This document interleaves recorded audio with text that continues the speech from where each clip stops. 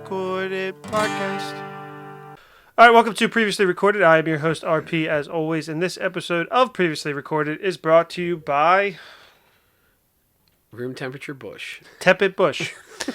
Damn, that's two off the bat. Now I gotta work.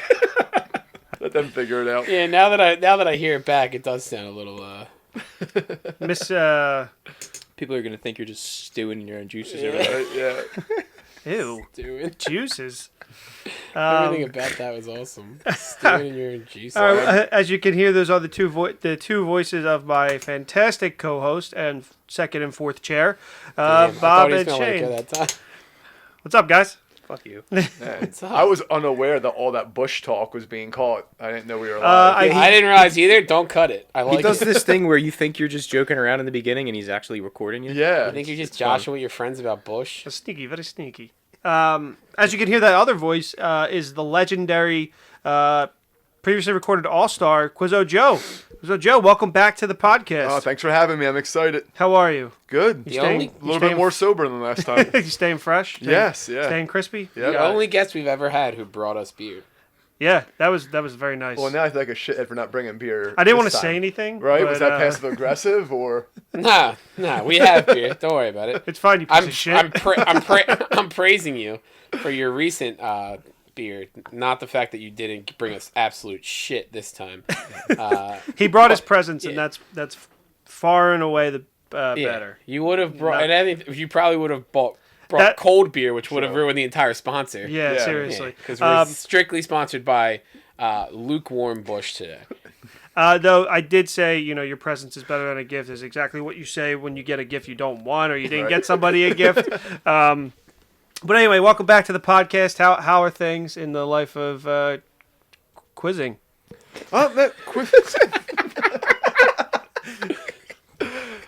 Quizzing's going well. We just started in the Chamonix Brewery last month. We're really excited about that. And we have our weekly game every Tuesday at Karen's. Plugs. Plugs. Lunch Money Quizzo. I'm sure you'll hear it more and you'll see it plugged on the podcast. But if you're a fan of the podcast, you know exactly who he is and you're very familiar with his great questions. Bob, you think we can get a Lunch Money Quizzo theme song by the end of the show? He's had a lot of time for me to come up with something like. Are you cool with if you need a quiz and you don't have one? That's really my go-to. I'll think of something else. It's like if you have a lot of questions and you want to Yeah. win some dough, come and find Quizzo Joe. Something like that. That wasn't that. I'll do something better than whatever that was. I don't know. The bar's been set. Pretty low. Yeah, okay. I'm glad I can trip over it. Anyway, we brought Quizzo Joe back for a specific reason, and for those of you all of you out there that we know you've listened to our Indiana Jones podcast, know that he brought up the sequel trilogy, another product of Lucasfilms, and we were like, okay, maybe we should have you back on for the podcast, and here we are. So you're the reason why we started this rewatch, also because Bob started watching them beforehand, and it makes it easier. Yep. So just to know you're a big influence.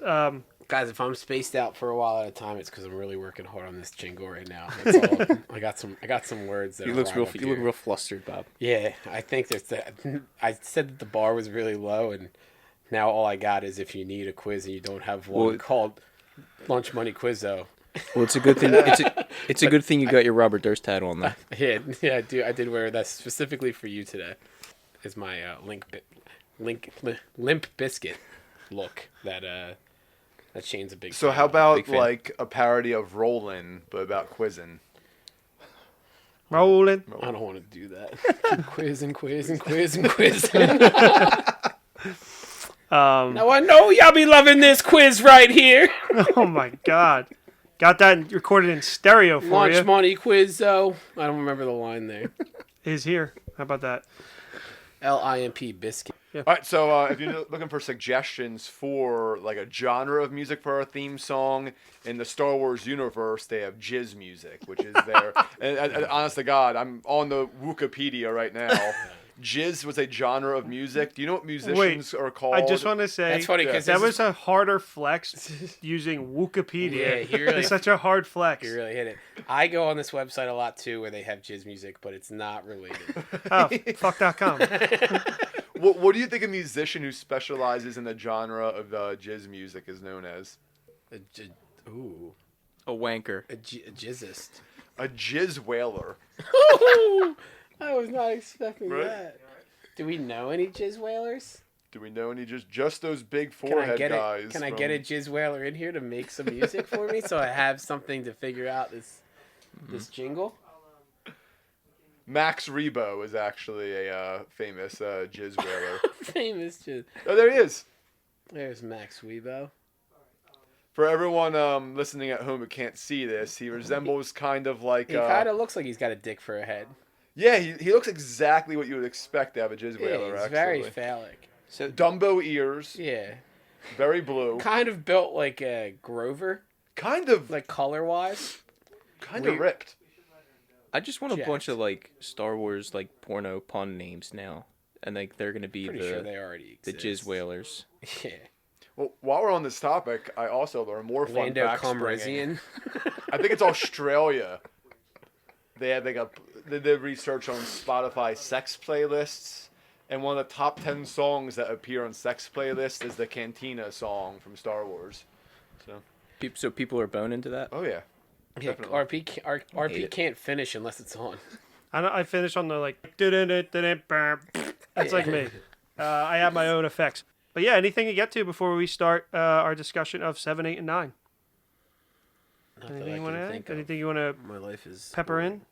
Uh, No. All I'm right, cool. trying to work the word galore into this jingle. Well, there That's where I'm gonna is. go. There's questions galore.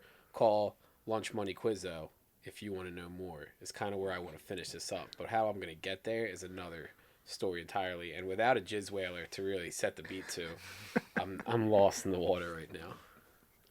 If Joe asks a question, then you better know. We're doing it. We're stuck on this. Yeah, we're using the same. That's our problem. We're using the exact same tune. I'm a one-trick pony. Yeah. All right. I just come up with the rhymes. We're never. Listen, I know it's the perfect jingle. I'm trying to be Jesse from Full House and really just rip out these jingles, and it's just not. Well- Okay. Wait, isn't that the Is that tune One to Tree Mr. Hill? Plow from The Simpsons? Mr. Oh, Plow. Mr. Plow, that's his name. That name again is Mr. Plow. Yeah. You need a shirt and you don't have one. Call totally. Yeah, I guess it We're is. totally fucked. Yeah. No, we're fine. We own Disney. And That's they true. Own, We they own do. Simpsons. We own Disney. All right. So we are here to discuss the. Been using that for a sequel fucking year and a trilogy. half, Joe. It just hit me. I knew it was ringing some bells, but All right, Simpsons rewatch podcast coming next. Okay. Yeah. 30 seasons. Yeah, Yeah, that'll take us a fucking year. and we are here to discuss the sequel trilogy.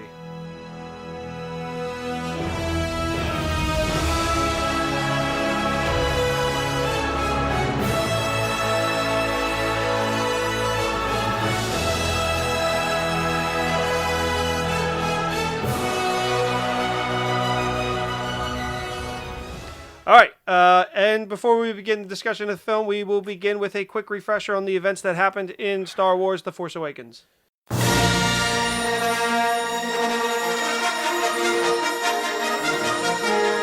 Luke Skywalker has vanished. In his absence, the sinister First Order has risen from the ashes of the Empire and will not rest until Skywalker, the Last Jedi, has been destroyed.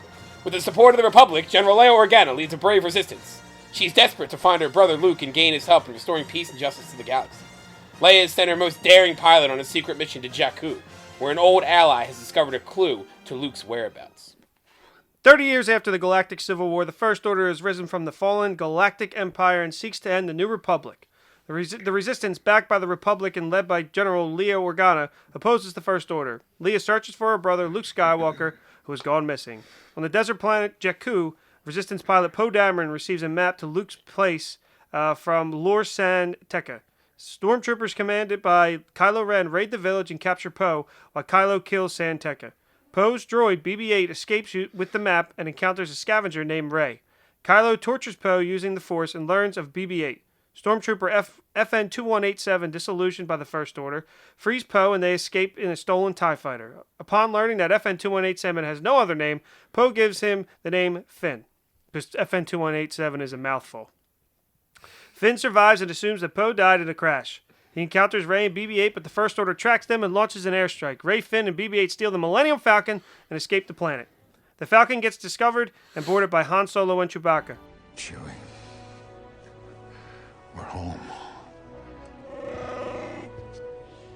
Gang seeking to settle debts with Han attack, but the group escapes in the Falcon. At the First Order Starkiller base, a planet converted into a superweapon, Supreme Leader Snoke allows General Hux to use the weapon for the first time. Snoke questions Kylo's ability to deal with emotions on his father, Han Solo, who Kylo states means nothing to him. Aboard the Falcon, Han determines that BB-8's map is incomplete. He then explains that Luke attempted to rebuild the Jedi Order, but exiled himself when an apprentice turned to the dark side, destroyed the temple, and slaughtered the other 12 apprentices. The crew travels to the planet Takodanda and meet with Cantina owner Maz Kanata, who offers help getting BB-8 to the Resistance. The Force draws Rey to a secluded vault, where she finds the lightsaber once belonging to Luke and his father Anakin Skywalker. She experiences disturbing visions and flees into the woods, confused and terrified. Maz gives Finn the lightsaber for safekeeping. Starkiller Base destroys the New Republic and its fleet. The First Order attacks Takodana in search of BB-8, Han, Chewie, Chewbacca, and Finn.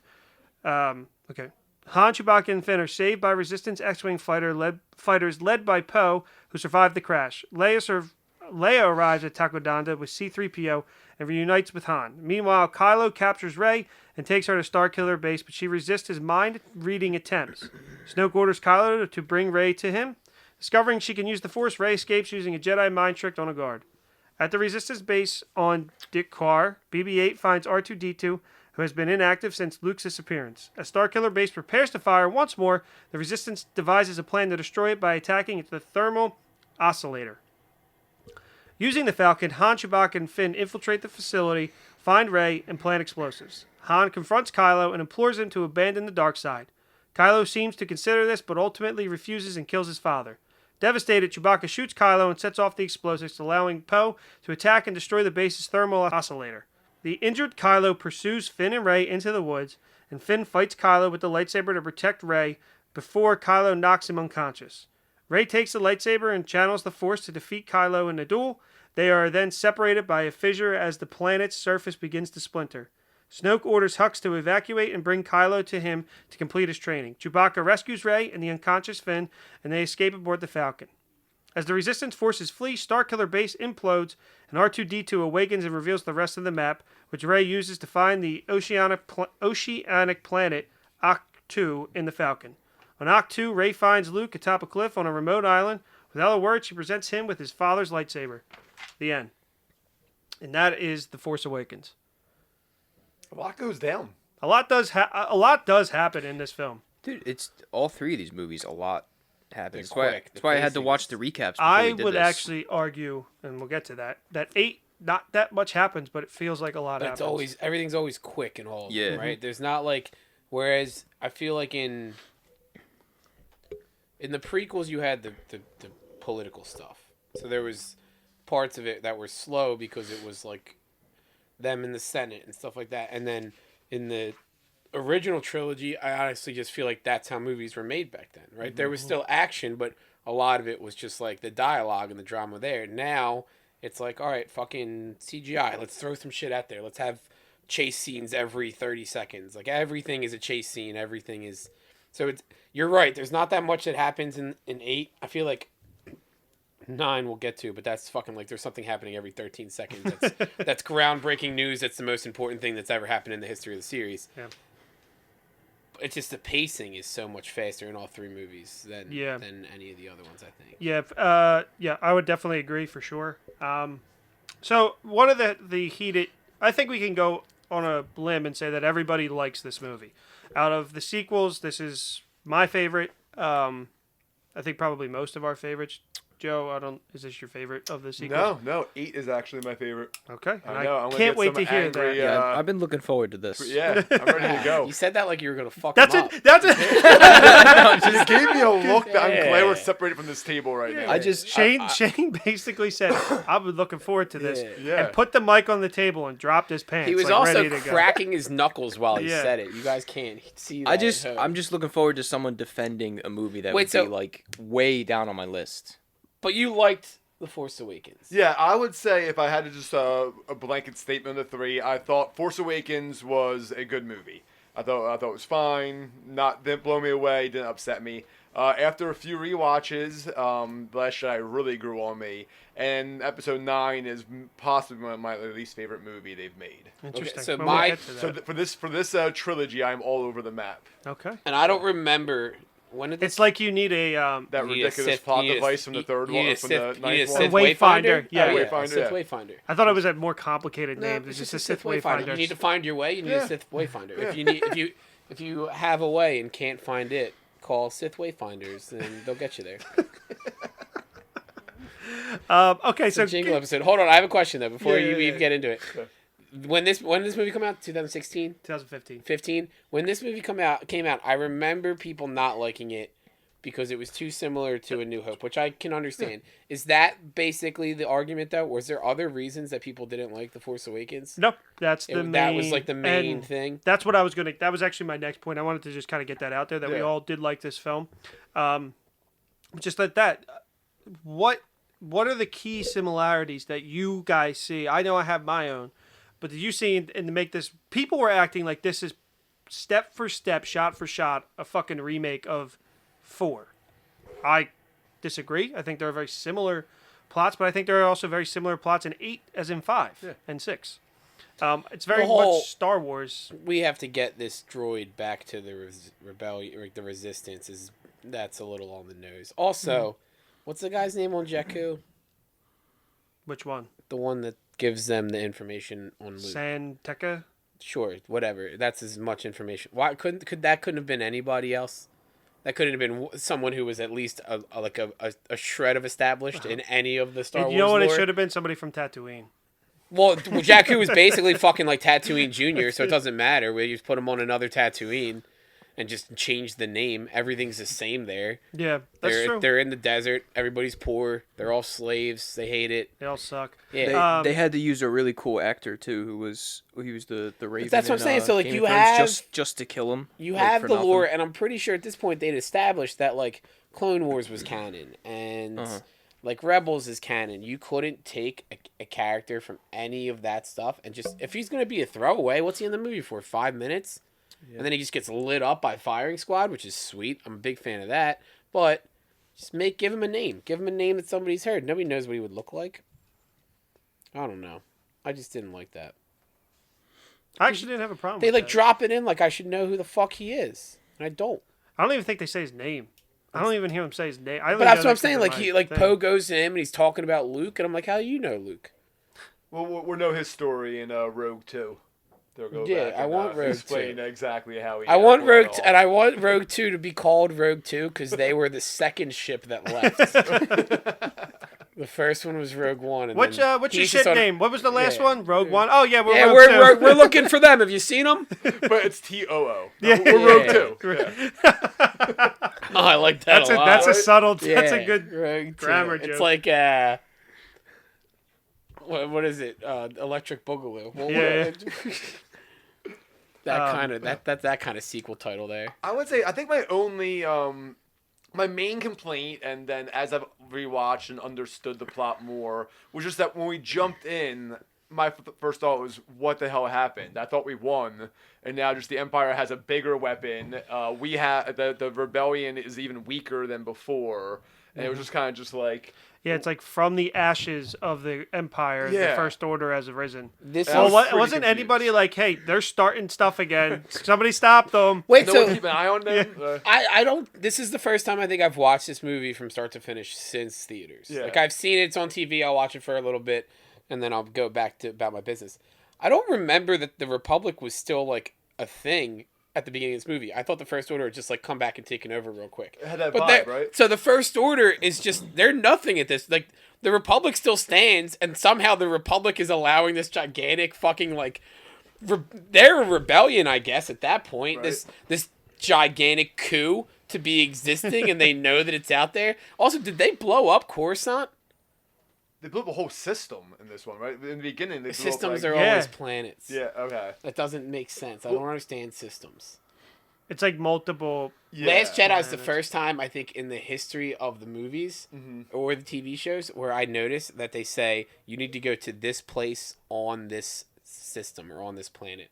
And I feel like every other... This is another whole issue. The big issues come out in these movies. Like, is Coruscant a city or is Coruscant the whole planet? How do they know where to go on Coruscant? Like, that's a big... Because I was a whole planet is a lot. That's a lot of space. You're right. Do these planets have cities? The only time... hold on, I have it Like, written down. I don't think so. What's the shitty place that they go to? Canto Bight?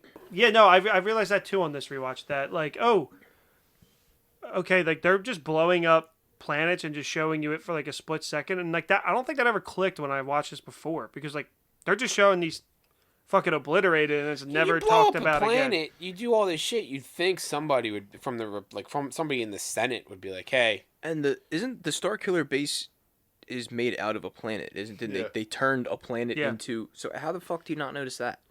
Does it move? they're Does not Starkiller base that, move? That place isn't represented in the Senate. Does Starkiller base move? It's in orbit. I guess it moves in that regard. Because it's right? like once you kill Yeah. like the 5 planets in Yeah, the other can it system, get away? like, is it like done? Like, let's go to our next one. Yeah. I had so many questions about just. You gotta wait a year till it comes around again.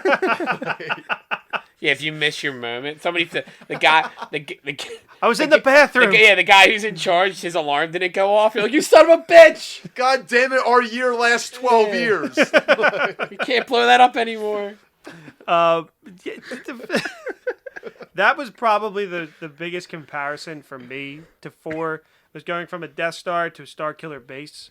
Kind of very similar. It's the same thing. You got to go and you got to blow up the thing. Well, I don't really like that because it's like you make a big deal about destroying the Death Star and then it's like whatever. Well- They're just gonna build a bigger one anyway. Well, I mean, they literally So who cares? Death Star 2 in the original. Like know, they just rebuilt the same I don't thing. really like that about the original trilogy. Did either. you watch that? What would you do different? What would it be? Yeah. Would it be Death Planet? Did No, millions of tiny little Death Stars. you got That's, him? that's basically the 9th movie. Yeah, seriously. It's true. Yeah. Jesus Christ. Oh, by the way, we have 7,000 And Star they all Destroyers have we this haven't been shit. using. They all have this one piece of equipment. That's even on a it. fucking. We'll get there. We'll get there. We'll get there. Oh, man. I I'm like al- the new characters. I'm already Yeah, dead. I Let me do like say the that. new. I characters. like the new characters. I thought I like Finn. I thought it was cool having a stormtrooper deserter, really humanized the stormtroopers, gave background to that. I like anything that gives more just background and color to the universe. That's just not the Skywalker family. Like, I By wanna know color, do you more- mean skin tone? Because Star Wars is pretty white. That's true. I mean, in all seriousness, it is. That could have been Tom Holland. Yeah. He auditioned for That the was a role, funny which Did he is really? which is Yeah. baffling. He said. Shane, so, could you pass me a chambray bush, please? So he auditioned for the role and Yeah. he made it to like the 4th or 5th like that part, and he didn't go on because they were doing a scene where Finn had to. I don't know. They had to like escape, and Okay. so the person who was reading lines with them had to be BB-8, and it was just a woman just going beep boop beep boop boop, and he just couldn't stop laughing. I respect it. I would have been hysterically laughing too. But also, can you imagine Tom Holland as Finn? Like it would be so. Can weird. you imagine a grown woman's job is to go beep boop beep boop boop boop? We gotta get out of here. And Line, she's making beep, good money, boop. I'm sure. She have to like crouch down on the ground and Yeah. pretend she was BB-8. She was just rolling She's around. rolling around, yeah. So here's my issue with Finn. And it's the issue, I think I brought it up in the last podcast. I don't remember if I said it or not in the Mandalorian one. Why can't Finn just be British? Oh, I yeah. have such an issue with that. Yeah, that was the Captain Mandalorian. Phasma is British. Rey is British. Why does he have an American accent? He should have just had a Boston accent. Well, it worked for Bill Burr. Yeah.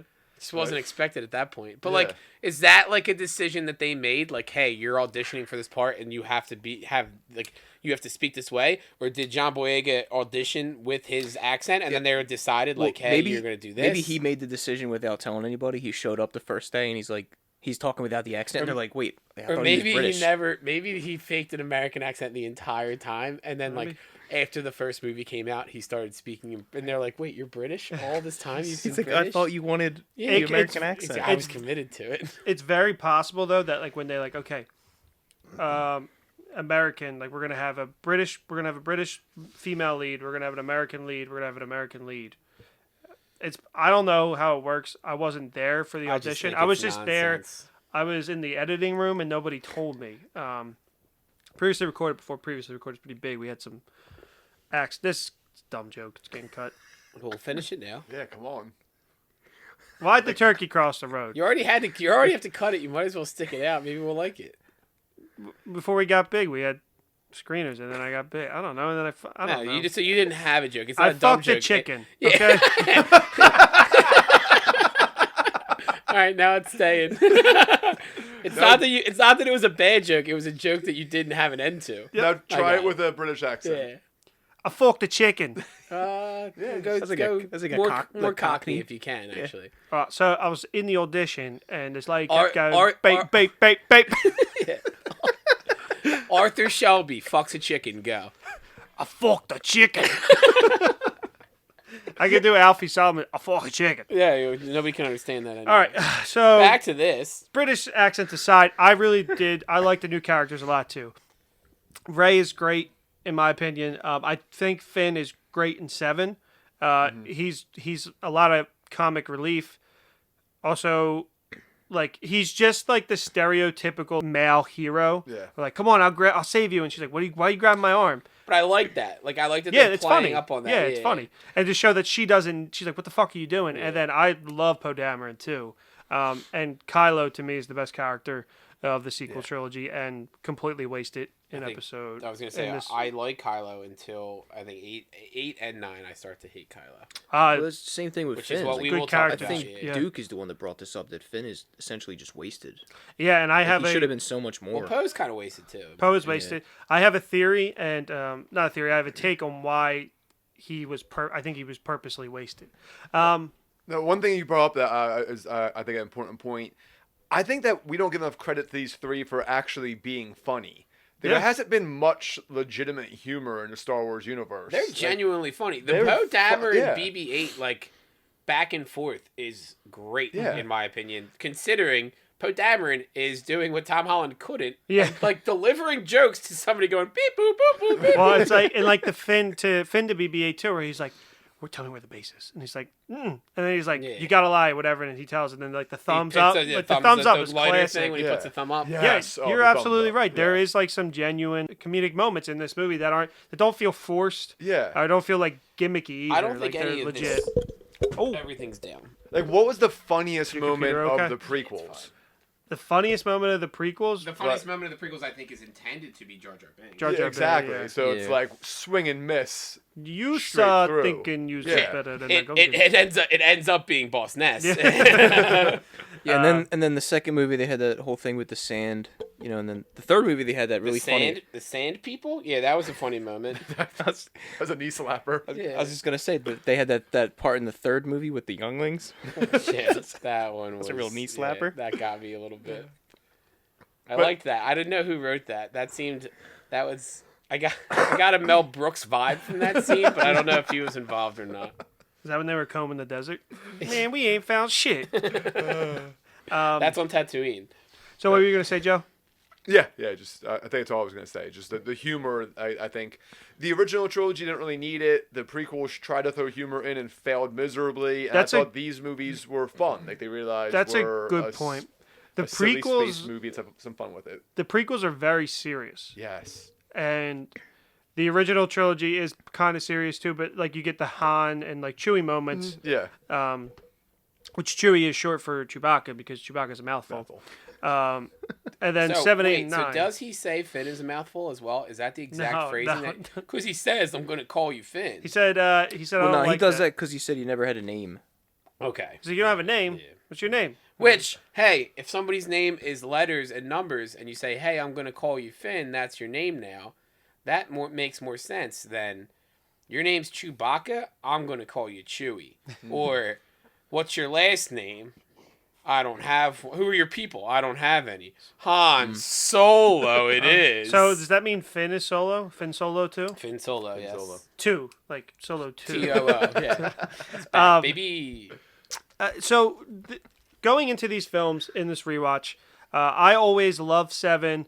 Thought 8 was, and then 9 was fine. And after listening to it's going to be kind of funny to discuss the episode we put out last December of episode It 9. was fresh. I I just watched a some bunch of our of pew-pews going off in a theater. I liked it more than I thought it'll be interesting to get to that point. But as this trilogy has been completed, the prequel trilogy has actually been considered is highly favored now, opposed to when before we're like, oh man, those suck. Now we are like, oh, 1, 2, 3 are actually really good, and not pretty good. 2, 3.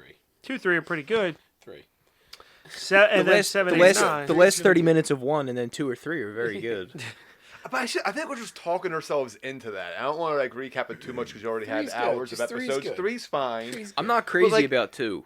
Yeah, I used and to I hate 1, I used to but- hate 2. like I don't know what works about them. Like we admit that the CGI is The terrible. end of it's not 2. visually pleasing. The dialogue is horrible, and because the dialogue's horrible, the acting is horrible. They work Like, because whole the sequels point- stink. Yeah. Well, what works about 2 also is like It's just when do you have an perspective. army of Jedi?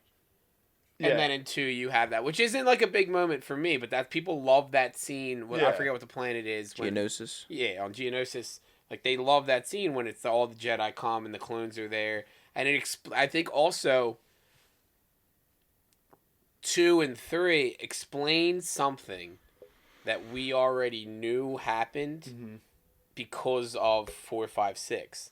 7, 8, and 9 are like, you didn't need this story, but we're gonna fucking give it to you. Like here it is. Yeah, like 1, 2, 3 are at least from start to finish a complete. It finishes the story. arc. We knew who Darth Vader was, and so now we get to see his like arc, and it happens. And then this is just like, and I'm not saying I didn't want it, but Yeah. it's like we're gonna throw a bunch of new characters at you. We're gonna make a new story. Also, we're gonna work Luke and Leia and Han into this, and we're gonna make this one round circle. But like that part of the circle didn't exist until 7. You know what I Gotcha. mean? That circle Yeah. was already complete, and then 7 came out and opened it right back up, and now it's like, all right, well, you got to close it out again. Yeah. And they did not do a good job of doing it. So that's a good point too. When this film was announced and they were like, "Yeah, we're bringing back all 3," I was like, "This is going to be fucking awesome." And maybe that's part of the reason why I enjoyed 7 so much as well, because these characters that you never thought we would see again, here they are, right? You know, and I think this is a great starting point for a trilogy. There's issues with the movie as far as, yes, it's similar to 4, but like I completely agree with what you said. If this has a lot of potential as a first movie of a trilogy, The Force Awakens It's very good. Yeah, it stands up. Going back and watching it, I don't think it's as good as when I originally saw it. I think it's just I still really like it. It's still my favorite of the sequels, and in a top 5 Star Wars movie for me probably. And a lot of it is because of the characters. The plot and what they have to do is whatever. You know, it's a standard Star Wars plot. Go and destroy something, blow up Sneak a on, base. yeah. But these characters are really cool, and I'm like, fuck, I'm buckling in. Take me on this ride. And it kind of falls off the wheels a little bit for no planning, per se. But it's a great start, and do you guys have anything that you guys want to add that you saw in this film that you love, you hate, that you wish you kind of panned? I don't want to get too much into 8 and 9 right now, but you wish kind of panned out. Because Shane, I mean, you're a big theories guy. Like you're reading theories left and right, sending me them about who Snoke was. Oh my god, Dude, yeah. I was so mad about Snoke. There's a couple stupid. things just from the movie. Just I don't have a lot of notes for this. One, the Kylo Ren Han Solo like reveal was the weakest reveal I think in any of the movies. Snoke just in passing is like, yeah, your father Han Solo. But it's a dramatic moment. Like he takes his helmet's off at that But point, it's or not, because it's just like it's like he's in a conference call. You know what I mean? Like it's not like it would have been different if they're on the end of the movie and Han's there and they don't, like, nobody knows that that's his son yet or something. You know what I mean? But Do like, you think for that Snoke has- to just throw it away as a line, like if you're fucking, Well, I mean, if I'm sneezing, I miss it. but to be fair, let's just say you're in that room, and this is a real world, and Snoke knows who his father is, and Han I get it. It's a movie. This is not how movies work. But they know who Kylo is. They know who, they all know their connection. And he's just like, your father, dun, dun, Right. dun. Like, it's Yeah, like, it wasn't like, a secret. yeah, Pretty open. I'm just But joking, it's, though. it's, But a secret. it's not how movies it's work. not known to any of us. Yeah. No, it's Right? not how And movies so, work. like, for the audience, that's a big moment because you don't know who this Kylo Ren guy is. We all know who Han Solo is. Rey doesn't know who any of these fucking people are. So you could reveal it to her in a shocking moment. But to Snoke and Ben, who both know that Han Solo is his father, it's a throwaway line that neither of them react to it, right? You know what I mean? And, like, usually you have... A lot of the times in movies, you have the characters react the way that you want your audience to react, right? Yeah. So, like, you have them be shocked by some type of information. Look at Luke's scream in, like, Empire Strikes Back. I guess it would make sense to have, like, if Hux was there and him just be like, what? But even also... if it was like that scene on the bridge where, like, if he just like, calls him son or something. I agree with, like, that's oh, what I was shit. thinking, but then that is Empire Strikes Back, You know, which is, and- like, a same... Yeah, that's then what I you was fall gonna into say. a bad trope. But even Yeah. if it's, like, before they leave, Han brings it up to Rey, like, listen, when we get there... Like, you know what I mean? Like, have that information revealed in a way that's not just like, are you going to be able to kill your dad? Do you think that part of it is because knowing that it's Star Wars, everybody in the fan base is kind of like, okay, who is he related to? Yeah. Do you think that's why? Maybe but it's so like a give me passing comment. Give me a better reveal. But it's the shadow of Empire Strikes Back that you were mentioning. Like we already kind It of doesn't blessed need this to be, movie like, for being face a to face. remake Yeah. of the It doesn't- fourth, and now we're gonna take the big reveal from the fifth and redo that. It doesn't again. need to be face to face. It's just like, I felt like it was a throwaway reveal. What if It could have been still a conversation. It could have been when Rey gets to the Resistance. Han goes, listen, we're going to go fight my son. And it's like, oh, shit, that's his son. You know what I mean? And then that's not even that crazy of a thing. But it's like, oh, wow, I didn't even realize that. But it's just like Snoke is like, oh, yeah, and your dad, Han Solo. And then he's like, oh, yeah. But did you get the Q2 reports? what if it was revealed this way, that a package arrives and Wow, you really like this joke? and it's like an edible arrangement and it says, love you, son, Han Solo. And that's the reveal. I would like that so much more. That's a good reveal. That's a great reveal. That's just what I'm saying, Joe. I was in the room, and Yeah. I couldn't. I threw that idea, and they threw me the fuck out. Yeah, grabbed him by his belt. And said, No, but I get what you're saying. It's very passing to me. I didn't even think of that. I didn't even that thought didn't even cross my mind about the reveal. I think because some of the more emphasis was placed on who is Rey. but that's my. We'll get to Oh, and then they that's a long completely conversation. shit the bed on that one. Yeah, that's just a really long conversation. Which I'm okay there. with. But so yeah, you don't have a good. This movie doesn't explain a lot. It's just like, oh yeah, you're his kid, blah blah blah. Then Poe comes back on whatever the planet that like Maz's planet, and it's just like, oh yeah, we thought he was dead, but he's not, and there's no explanation as to how. He's like, oh yeah, I fell off the ship a little bit further away from you, and we never noticed each other in the long desert that we walked through, and I got rescued by the Resistance, and you were fucked up by yourself, flying around on the Millennium Falcon, which happened to be on Jakku when you needed to be there. Everything is too convenient and fast in this movie for me. But is that Star Wars? It is, but it's not. So in other Star Wars movies, it's always fast and convenient. This is fast and convenient with the exact players and the exact things that you've seen in every other movie. It's a Tatooine scenario.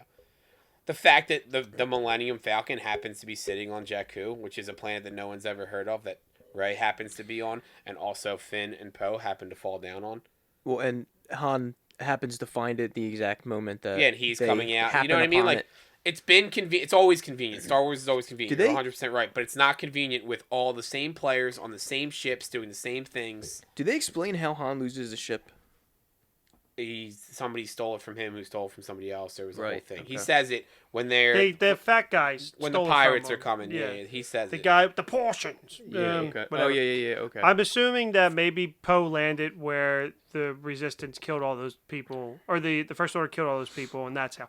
You're right. Very convenient. Absolutely very convenient. And they all are that way. And you're right. But it's just like for this one to get everybody interrelated, it was going to have to be that. The Millennium Falcon on Jakku. It's just like Yeah, but that was funny. That's a piece of junk. Yeah. I thought it was kind of funny, but Well, I feel like we're so hard on those sequels when it's like, honestly, if you put this up against New Hope, if New Hope never came out and this was the first Star Wars movie, it'd probably be way more beloved. It's a better movie. It's better acting. It's funnier. The action scenes are better. New Hope, I love New Hope, but it's 45 minutes of Luke just being a whiny teenager. No, it's and- not that much fun to it. But Like, this is that's the problem with being in such a huge franchise. You're Yeah. absolutely right. We look at, maybe if, Thor: The Dark World came out first, Yeah. and we're like, oh, this is actually pretty good. But knowing that's like the 8th film, we're like, eh. So I do get what you're saying, but that's also part of being in that universe. Yeah. So you my got- thing is like things aren't established in A New Hope, and you're still meeting everything from that universe. If that was the first one, this universe is now well established. So Yeah. I don't blame anyone that's involved in the actual I think that everybody who's acting, they're all doing a good job. But you got to think in the writing room. I understand you want these people to come together, but you're telling me nobody was like, this is a little convenient. Like this is that sounds like they just took a jingle that already existed, right, and then threw somebody else's information on it and was like, yeah, "All but right, that we're happens gonna by do that." some people think it's great Yeah. and don't realize that maybe it is too convenient, because it's a good jingle, no matter what the words are. But so here's that was not even something that this is not a hill I want to die on. I don't think it's that big of a deal, but it's something that I did notice where I was like, all right, this is a little convenient. And then Poe came back and I was like, well, what the fuck happened? I didn't remember him being gone for that long in the movie. I didn't either, and I was like, where the fuck did he go? Yeah. So that I agree with you there. Ray knows it- how to do Jedi mind Is it tricks. is But I it think- possible that they crash landed in the same spot and he just fucking ditched Finn? It's possible. why wouldn't Fuck it? that You never guy. know. I'm They good. don't He really actually- know each other. Maybe he actually- woke up like 20 minutes later and Poe was just gone. Maybe he's like they're gonna come look Yeah, for he's him. like, this Yeah, fucking they're guy. definitely gonna look for this stormtrooper dude who's He's still like- a TIE fighter. I'm getting he's the like- fuck out of here. What, I'm gonna carry this guy through the desert? I actually think I would prefer that, to be honest with you. Right, like, which way you go? I'm going that way. Now, see, because then So- that's too much like 3PO and R2D2. Yeah, So you can't true. have that. So Can't have anything good. part of why it's too convenient, maybe because this movie is jam packed. That it simplifies, it saves time by coincidence for plot, because this is a 2.5 hour movie, and it's off from the very beginning of the film. So that could be why it's not an excuse. But No, it yeah, could but that's be why. exactly what it is. They have to get all this shit set up by the end of this movie. So it's like, all right, we need a coincidence here. We need a good coincidence here. Han will find his Millennium Falcon here. We'll have a coincidence. You know what I mean? That's exactly what it's plot. Right. It's just easy plot holes so that they can get to where they want to get, which is that they're all together fighting against the First Order, and that's why is it convenient and too much coincidence? Probably.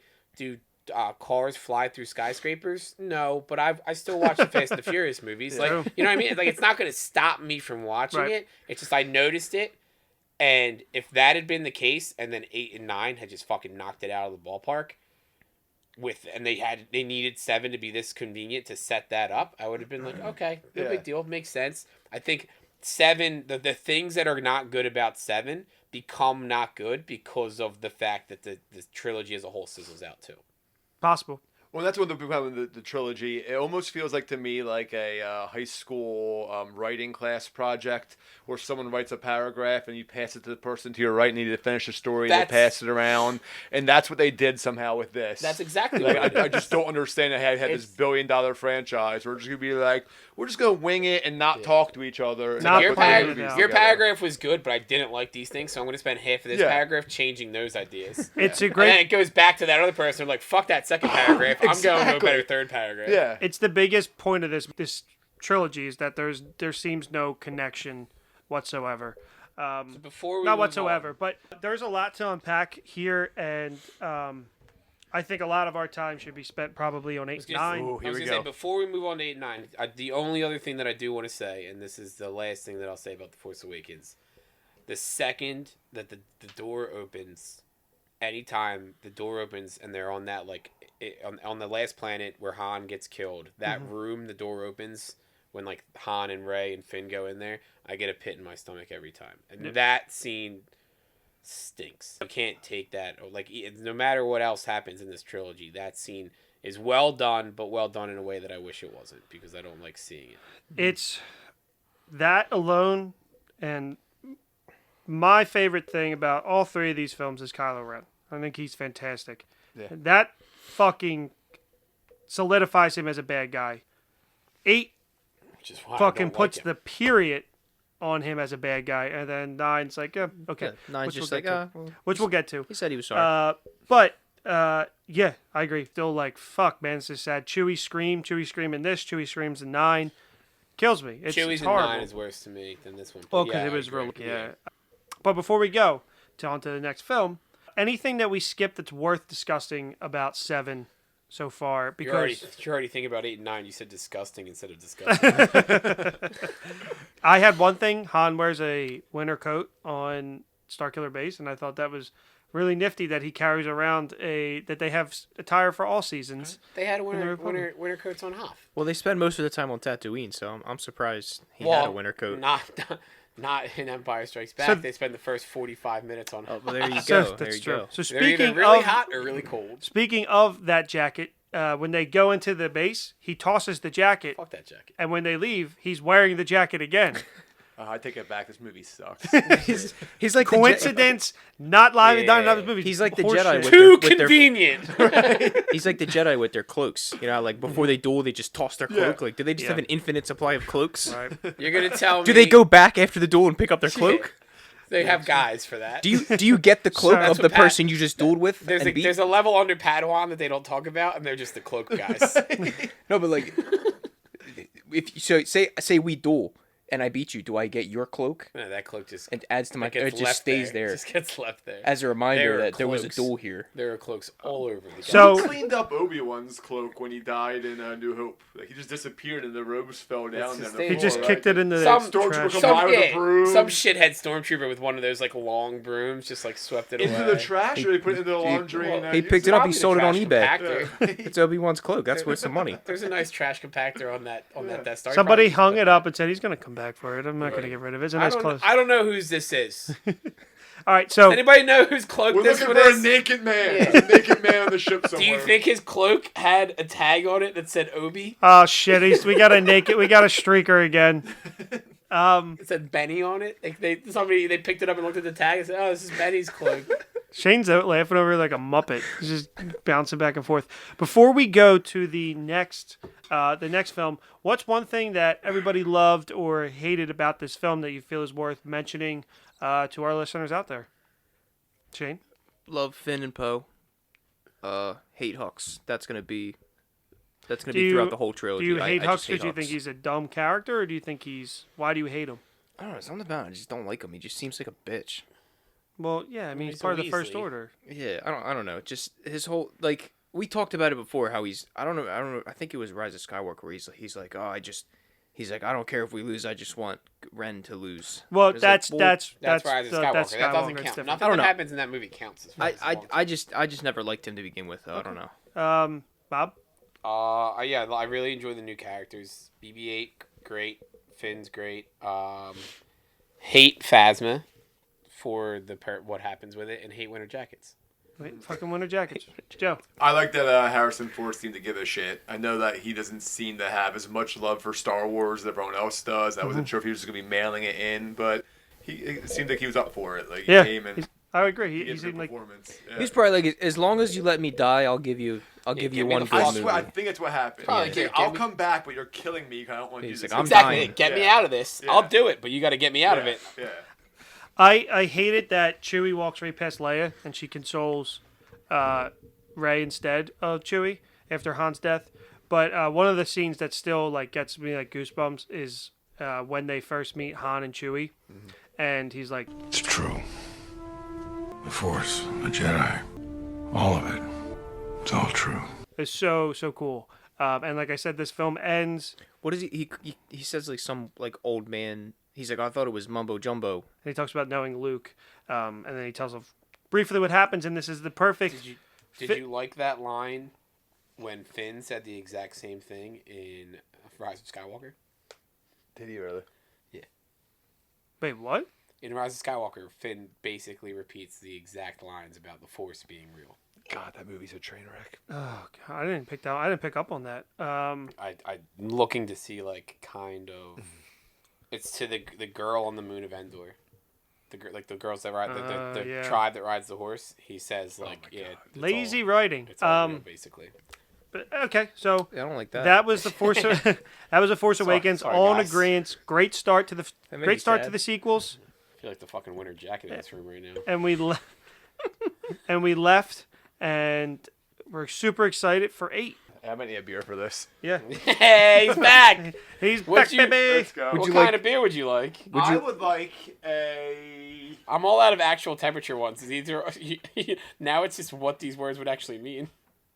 I would like an apathetic. Apathetic, unenthusiastic. Apathetically.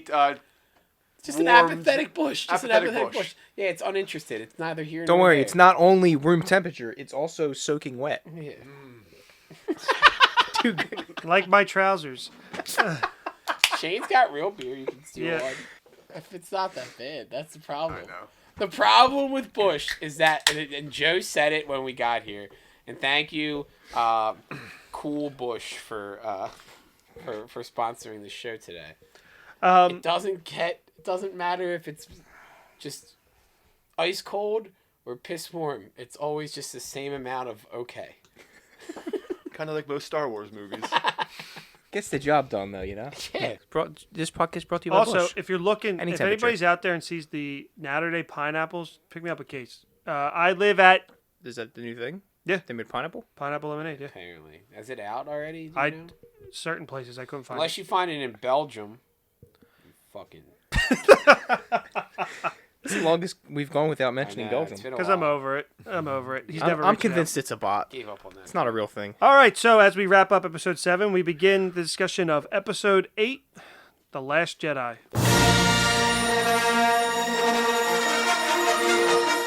The First Order reigns. Having decimated the peaceful Republic, Supreme Leader Snoke now deploys his merciless legions to seize military control of the galaxy. Only General Leia Organa's band of resistance fighters stand against the rising tyranny, certain that Jedi Master Luke Skywalker will return and restore a spark of hope to the fight. But the resistance has been exposed. As the First Order speeds toward the rebel base, the brave heroes mount a desperate escape. And that is the opening crawl of episode 8. And as we get into The Last Jedi, here's a quick refresher on the events that happened. Shortly after the Battle of Starkiller Base, General Leo Organa is leading the Resistance forces in evacuating their base when the First Order fleet arrives. Against Leia's orders, Poe Dameron leads a costly counterattack that destroys a First Order dreadnought. The remaining Resistance escapes into hyperspace, but the First Order uses a device to track them and attacks again.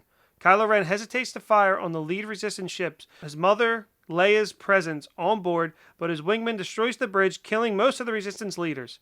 Leia is dragged into space, but somehow fucking survives, using some bullshit-ass force powers. While Leia recovers, Vice Admiral Holdo assumes command of the Resistance. Running low on fuel, the remaining fleet is pursued by the First Order. On Acto, Rey attempts to recruit Luke Skywalker to the Resistance. Under self-imposed exile, Luke refuses to help and says the Jedi should end. After encouragement from R2-D2, he agrees to give Rey 3 lessons in the ways of the Force. Rey and Kylo begin communicating through the Force, which puzzles them both.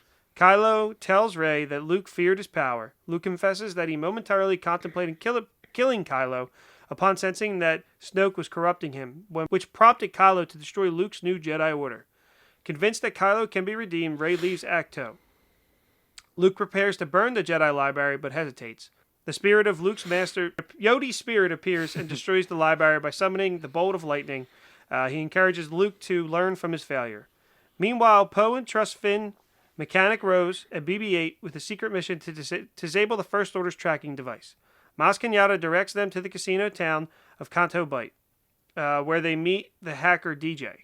Pursued by the local security, they escape Canto Bight with the help of stable-hand children, racing animals they set free.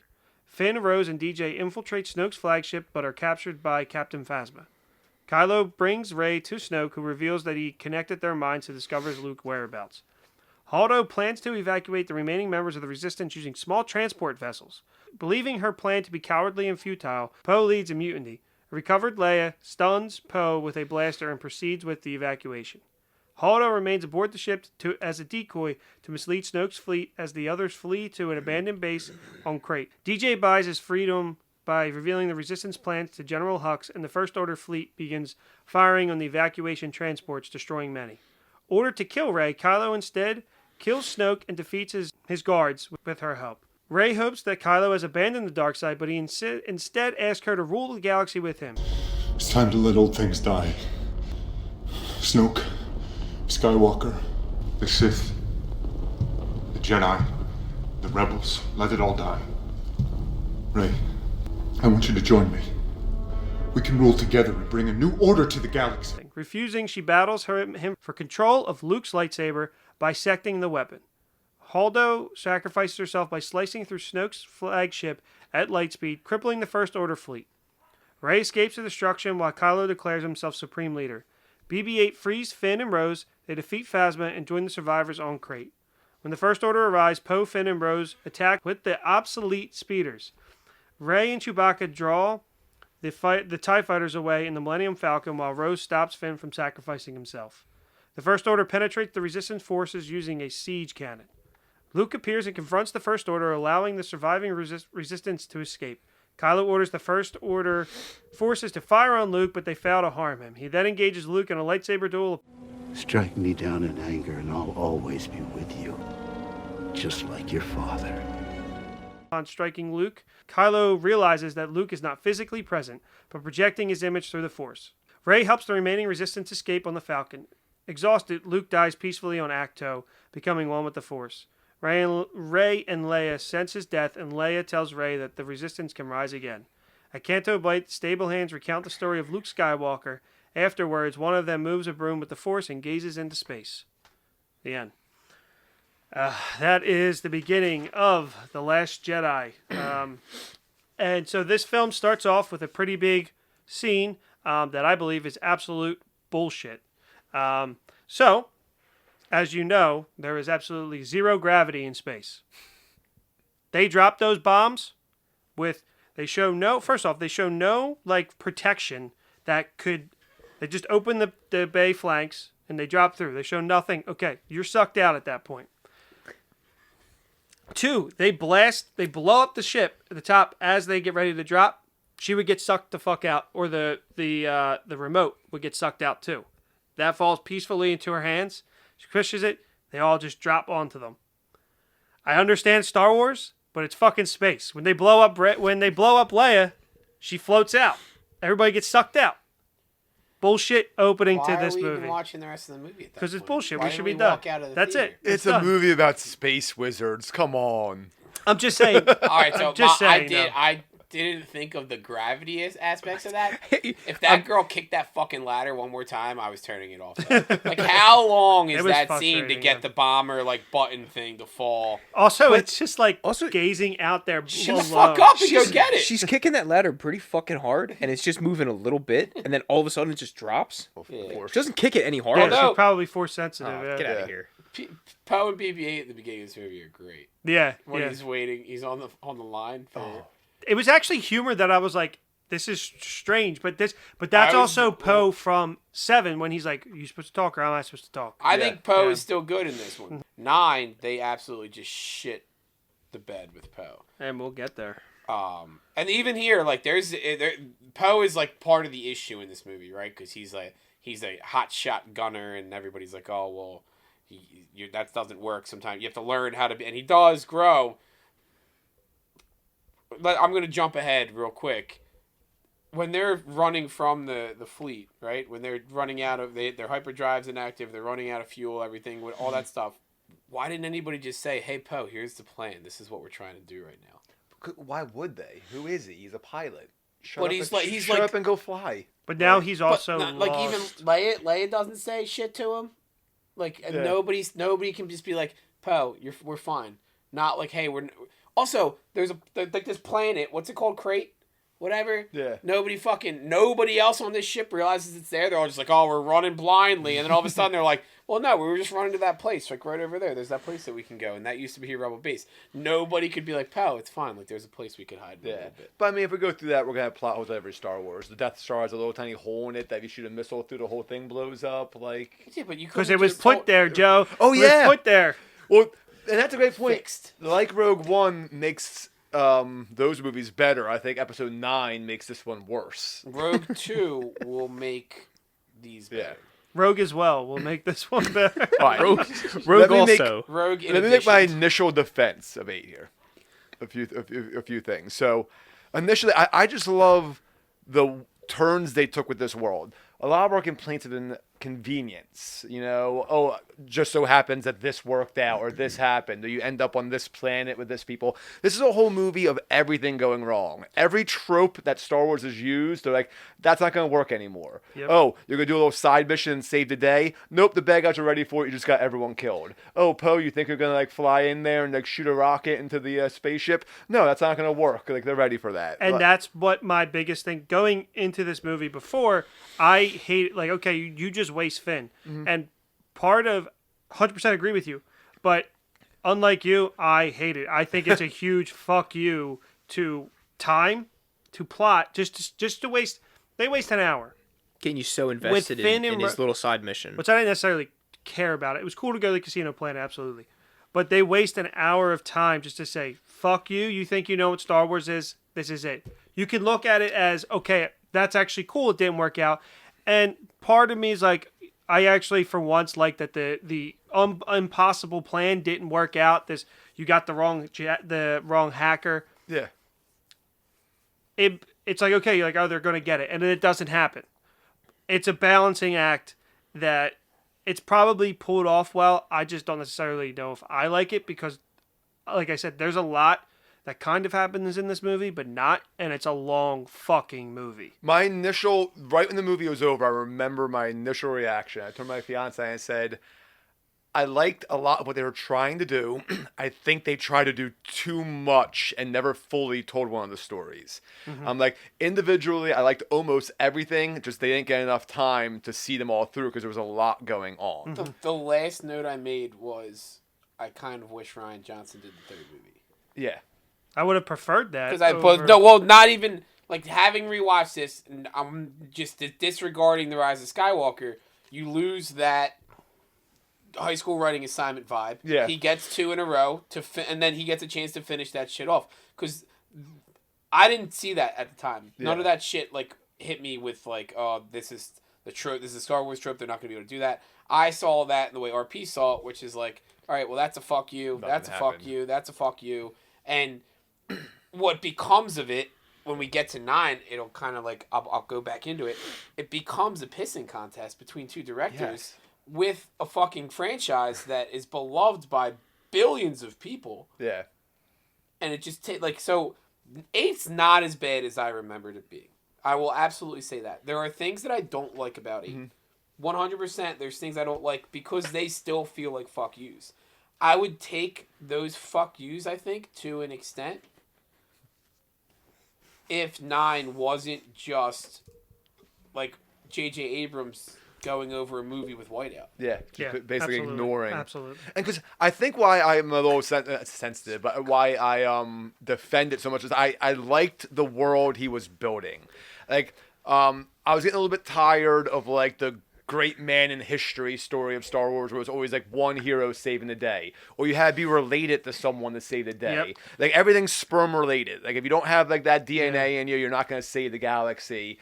And then like the exactly casino what they got scene. back to in 9? What's that? Exactly what they went back to in 9. I like that Rey was no one. I wanted that. I like that a Yeah. lot better than her being a Palpatine. Right, I'm tired of everyone just being someone's kid or granddaughter. Me too. Or, Yeah. or like I like the casino scene. I thought that that was rushed. I would like, but it opened my eyes to like what Mandalorian's showing us now, where it's a bigger universe. There's a And for world once, out the there. war felt real. Instead of just seeing planets blow up from a distance, you saw people suffering. You saw And the gray areas. You know what of I've this always conflict. wondered too? Where did they get their shit from? Yeah. And that answered, okay, well, it's Right. like this whoever's ship this was, not only sells to the First Order but to the Resistance. And I was like, okay, cool. I always thought the Resistance bought it, like built their in-house, and that was kind of cool to me, where it expanded. Yeah. And to a degree, I do like the notion of, okay, we're in the 8th film of the Star Wars saga, Skywalker Saga. I'm sorry. Let's mix shit up, because it was like we've all talked off the pod that it probably would have been pretty predictable, the stepping stones to next. But I kind of wanted to see it's like a balancing thing. I kind of wanted to see that, but also I kind of wanted to see where this went in 9. Yeah. Coming out of the theater, I didn't pick up on the Finn stuff till afterwards, like on this. But coming out, I was like, they wasted Finn. Like, Finn did nothing. Finn took 3 steps back, and it was boring for him. So yeah, I definitely agree. Yeah. And I've come out of this liking this movie. I think it's too long. I think not a lot happens, and it takes a lot for the Resistance stuff to happen, like that ship. It's like opposed to 7's like adrenaline. Yeah. 8 is like, I don't know, like kind of like a baseball game where everything is important, but it's a long 9 innings. Yeah. I guess is maybe a good way. I'm sure. I liked it. I liked the analogy. Thank you. And Every pitch mattered. the only thing that I will say about this film that is why I understand the hate is not Luke turning to the dark for a split second. I think that's very human, and the Jedi are very flawed. And it shows this. And Why don't you guys look at me when we talk about the Jedi? Yeah. Now? I was ready to come. I fucking hate Luke is Bob's arc. Bob's whole Jedi arc over these is Luke in this film. The thing I don't like is him running and not going when Episode 5 he said fuck this training. My friends are in danger. I'm going. Yeah. The Resistance, the galaxy needs your help, and you're going to stay here and not try and fix what you kind of helped screw up. That's like my only thing of why I understand why people fucking diehard Star Wars fans hate this film. The rest of it, I'm like, okay, he doesn't do exactly what you want. Grow up. You don't own this. Disney, Lucasfilm, they decided to make this film. Like it, hate it, who cares? At the end of the day, move on. As a fan, I used to say, I hate what they did to Luke. Now I'm just like, I actually kind of like that he has a split second, and it makes it even better that it's his nephew, because it flips this whole white and dark Jedi white and dark Star Wars on its head. But I'm not cool with him running scared, and obviously the lightsaber, throwing the lightsaber. I was did. I was like, fuck you. Like, we wait all of 7 for that scene, and but yeah, that's my that's kind of my take on why I understand the hate. Yeah. And I get that too. I guess my counter would be, and it goes back to your prequel talks. We're talking about how dysfunctional the Jedi are. And we realize this whole story is just really the Jedi fucking up over and over again and doing. And I don't see Luke as running. I see Luke as realizing all we do is make things worse. And even at my best, I made things worse. And he makes a comment, am I going to show my little laser sword and save the day? He knows he didn't call bank on that shot in Empire Strikes Back. He went there, he got his ass kicked for 10 minutes, and then Darth Vader saved the day. Even his big defining moment was just Luke getting his ass kicked. The rest of the galaxy doesn't know that. They think he saved the day, but he knows he's not Superman, that he can't save the galaxy on his own, and when he was involved, he made things worse. The Jedi made things worse.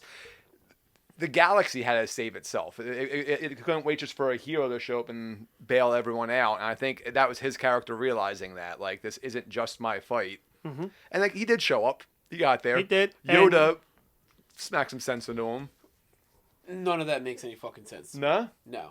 Because one, I agree with what you're saying 100%, right? That idea. Wait, that, which doesn't make... I'll give me a second. Okay. But there's a lot that I got going on. Go. The Luke Yoda thing, the Luke story here is everything. The saber throwing doesn't bother me. Him not saying, I'm not going to go there and save the day doesn't bother me. Luke not going to help his friends, not the Resistance, but Leia and Han and Chewie, that does bother me, because that's not that character, regardless of what happens. And so he has, in essence, by doing what he's doing, become the very Jedi that he's saying we're always wrong and we're always fucking up, right? To the point where he tells Rey, don't even go. It's not worth it. Like, don't go there. You're just gonna fuck things up. Which is exactly what Yoda tells him in Empire Strikes Back. Yeah. Right? It's everything is so like it's mirrored with that. All my argument the entire time, and Luke says it. RP texts me, he goes, "Yeah, Luke's saying your shit right now," because Luke says the whole thing about the hubris and they're so proud. But in saying those things and deciding that because he realizes that he now knows better, he is the same fucking thing. He's the same issue. And so for Yoda to say, hey, in Empire Strikes Back, don't go help your friends, you need to stay and train. But then in this movie, to tell him to go help his friends, that doesn't make sense for Yoda. The Yoda that is in this movie is not Yoda, in my opinion. Yeah. Like, you know what I mean? Yoda is, of any of them, probably the most flawed because he's the oldest who? and he thinks Yodi. Okay. He thinks he's the smartest of all the Jedi, and he's seen things and he can see the future, and now he's part of the Force and everything there. But for him to be like, you should go help your friends, fucking 20 years ago, before you died, you weren't saying that. Maybe he realized he was wrong. Luke went and helped his friends, and it worked out, like you said. And also, if he's a Force ghost like this, where the fuck you been, dude? Yeah. You know the what whole I mean? Force ghost thing. I hate the Force. There's a lot of things in this movie, like Force stuff that happens that I know. Like I know that people don't like. No one knows what the Force is capable of and what it's not. But it's just like it's this and 9 as well. I'll start to take it to the point where I'm like, I don't need this shit. The It's really Force ghosts are it's constant. just convenient and plot devices. Force like whatever but they need the Force to do, it does. Not even always, because like Snoke chokes somebody through a projection. Yeah, And I'm like, Didn't Vader do that? Vader does that. does he? I wrote it as a question. He choked somebody in a projection. Not a projection. He was on like an intercom kind of with him. Okay. I do remember that in 5, right? Yeah. Yeah. He's on the same ship though. When right? Is was Snoke it on when the that Falcon ship? got away? Maybe. One But of the some ship got away, and the Well, the obvious Force thing here is Yeah. Leia too. and he had to go talk to defense of Vader. that. Vader's yeah, like no- you don't even see Vader, and you just see him. Like, Okay. getting I choked. wrote that as a question. Have they ever done the Force through a projection before? So That's actually Shane, what I have written. What's your take? We all kind of touched on. What's your touch on this on the Luke situation? I don't know. I'm kind of with Bob that it really goes against Luke that he's not gonna go help his friends when Why are you with him? I said that too. well, Picking he, sides? He said it last. What the fuck? I don't know, because like the whole his whole arc of 5 is he wanted to train as a Jedi, but all right, now I got to go save my friends, so he's gonna put all that aside and go help them, and it just doesn't make sense for him to just be like, well, they'll figure it out. I forgot to mention this before. Luke's turn that you guys were like, yes, he does have that moment of weakness. I understand that. He basically went and was like, I can get Adolf Hitler to be a good guy with Darth Vader. But this kid, Ben Kenobi, starts to be a little fucking like twerp, and he's like, I gotta kill him. Yeah. You know what I mean? Like, it is, I understand, like, it's a moment of weakness, but also, like, you literally went to the baddest person in the universe and said, like, hey, I think that you could there's still some light in you. And when a kid needs your help, that's when you were weak, right? And so I don't think his turn is justified. I understand it's a moment of weakness, but like you could if you saw the good in that guy and you can't see it in fucking Kylo Ren, and your nephew, that bothered me too. Luke turning, I don't mind that being the situation, Yeah. but like not even like a kid in your fucking temple, your fucking nephew. My nephew's a twerp. I've never tried to kill him. I agree, and that also is why people hate it, because it's not only is it somebody, it's his nephew, and I don't know why. I think I like looking at this. It's like Luke would never fucking. He would probably put him in like chain. He would do something, but he wouldn't fucking do it while he's sleeping. He would probably actually confront him and be like, you know, what everybody else does about the dark side feelings. It is an interesting choice. I think it's a very bold choice. Does it line up with the Luke that we know? No. Honestly, no. But there's 30 years of, you know, let's say, what would it probably be like 15, 20 years where he's, maybe 10, 15 years. I tried where to look he's at the math one time. It was where too he's confusing. alone. Like, you just figure that on Acto. There's stories where he's like going and trying to find like Jedi artifacts. Like I don't know And a how little long he's baby. actually by himself. Yeah, what's I don't know. going on. It's a very Yeah. divisive, but I think it was a bold move, and I think it only for that split second. But what's also interesting about what you say, I'm not defending that move. I'm just saying I can appreciate it for being bold and being different. That Rey is like, I see the conflict in him. You did this to Darth Vader. I can do this to him, and he's like, "Ha, fuck, no, you can't. No, it's done. Yeah. It's not worth it."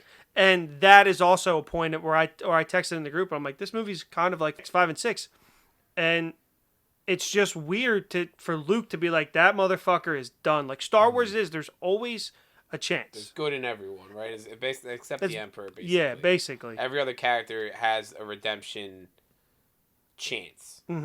That's why it's very interesting because I didn't remember that. I didn't remember. Oh, he's got this conflict in him, Yeah. and I compared him to Anakin in Revenge of the Sith, only he's the exact opposite, right? Anakin's trying to find a way to like save Padme. to save Padme, but he's like, I want to be good, but like there's some options here if I go bad, right? And Yeah. this could be helpful.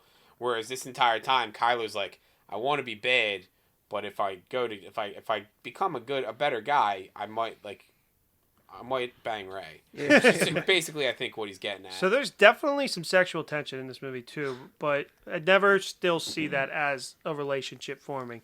But do you have a rebuttal on what we said? Not quick. I hear what you're saying. It wouldn't even be a full rebuttal. Just kind of saying, I get the whole him trying to kill his nephew might be hard to swallow, but that also might be one of the reasons why he wasn't in a rush to go help his friends. Because like, hey sis, sorry I turned your son into Darth Vader, Yeah. but I'm here. Like this isn't gonna be awkward at all. Sorry. I'm sure you're not mad at me. Like, Sorry, I turned your son into Darth Vader, and then he killed your husband. Whoops. yeah, right. Like, there's some baggage there. Yeah, Like, if that I- if I- actually checks out a little bit better. If I was Luke, I might just stay on my island. island and drink my milk. Like, But also like knowing Luke, like Yeah.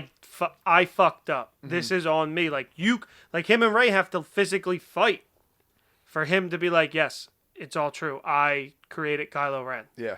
And I genuinely actually like all of this stuff between Kylo, Rey, and Luke. Like, I think it's a good storytelling. Where it gets confusing is when you bring in you're changing the not internal battle. You're changing the morality of the main character of this entire series. And that's like fucking with Captain America. True. Like if you watched Endgame and Captain America was like, "Nah, I'm good. Like he killed everybody first. Like I'm good." I know I would be pissed. Yeah. I'd be like, "That's not fucking Captain Yeah, America." it's just like, oh, good luck. Yeah, it's a really interesting, and it's something that's going to be talked about for a really long time. And it's so divisive. It has made me see how toxic the Star Wars fan base is. Like, Oh yeah. this movie was like, Rose was getting death I was gonna threats, say, like, Rose had to like Yeah. which I don't understand that. I really don't. There's nothing in this movie where I'm like, Jesus was fine. So I've talked about this on here before. It's and I think I was this person when we talked about Zack Snyder last week, and I said it out loud, like openly, like it's a fucking loser behind a screen who doesn't have to own up to the words that they're saying, and so they're gonna say the meanest, most inappropriate thing they can say to hurt somebody's feelings because Rian Johnson made a movie that this girl was in. I don't even know the actress's name, unfortunately, but the actress who played Rose was in that movie, and that hurt your feeling. That made you upset. You didn't like that. So what do? You go and you say the meanest things or the most inappropriate things, or you make these death threats, and you do this shit because you have a screen to protect you. and they won. And Because she's barely in 9. it's unbelievable to me. That's the world that I can tie this into that, but that's the world we live in right now. That's the way that the world works. If you don't like something, you can complain about it enough that person will lose their job. All I have to have is a Twitter account and enough followers. Or say something so outlandish on Twitter that enough other idiots retweet it, and then it gets some movement. Like I said, I don't know if I ever said it on here, but like real quick kind of segue, but into that topic. Somebody made a fake Twitter account and made 2 fake tweets about Chris Pratt. They were not true. Not at all. Twitter ran with it. It was like, cancel Chris Pratt. And then then somebody like a verified was like, this is fake. And then we're like, well, I'll just cancel them anyway. It takes somebody to be like, hey, this isn't real. Because you see something, and people put up fake headlines all the time. It's unbelievable how many people are like, this is fucking unreal. No, they'll just like edit like a New York Times headline, or they'll edit like the CNN like ticker what it says, and people will be like, oh my god, cancel this person, because no one wants to sit there and look and do any research and find out what the real situation is. They just want to get people fired because they don't like their lives, and that's what it comes down to.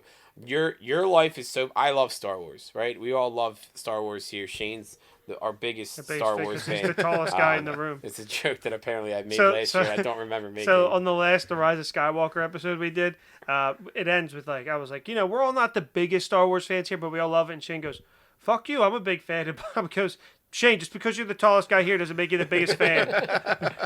But, like, if I love Star Wars, you guys love Star Wars. If I go and see a bad Star Wars movie, the next morning I'm going to wake up, I'm going to go to work, I'm going to live my life, right? If this can have that much of an effect on you where you want another person that isn't yourself dead, I would want to kill myself after watching these movies too many times. But it's like all right, you saw a movie you didn't like. Exactly. Oh, well, you're out $12. Like, and so that's my thing. Go on with your life. What does your life have to be? I am the other side of that coin to a logical standpoint where I'll go and I'll send a tweet. I'll be like, I didn't like that movie. And you know what I do after that? I move on with my life. Yeah. Or I talk about it on this podcast, but I'm not out there threatening somebody's life. You know what? And I read that tweet and I go, RP didn't like a movie? That's weird. And I retweet that tweet and I add on my comment, which is, let's kill the actors involved. Like, there's nothing wrong with not liking something, but then there's when a lot of fucking bad movies. I don't know if you guys, people know this. I like a lot of the bad movies. Like, I like The Lone Ranger. That's not a good movie, and apparently a cannibal is the star of that movie with what's his face? Armie Hammer. Armie Hammer, yeah. Anyway, you're absolutely right. That is part of why in 9 I also hate is that the mob won. They hated Rose, and they basically made her. Before we get to the mob winning, there are some things from... But yeah, I want to stay on 8. I'm still not done with 8. Okay. Yeah. I don't think we'll ever get to an agreement, but it kind of just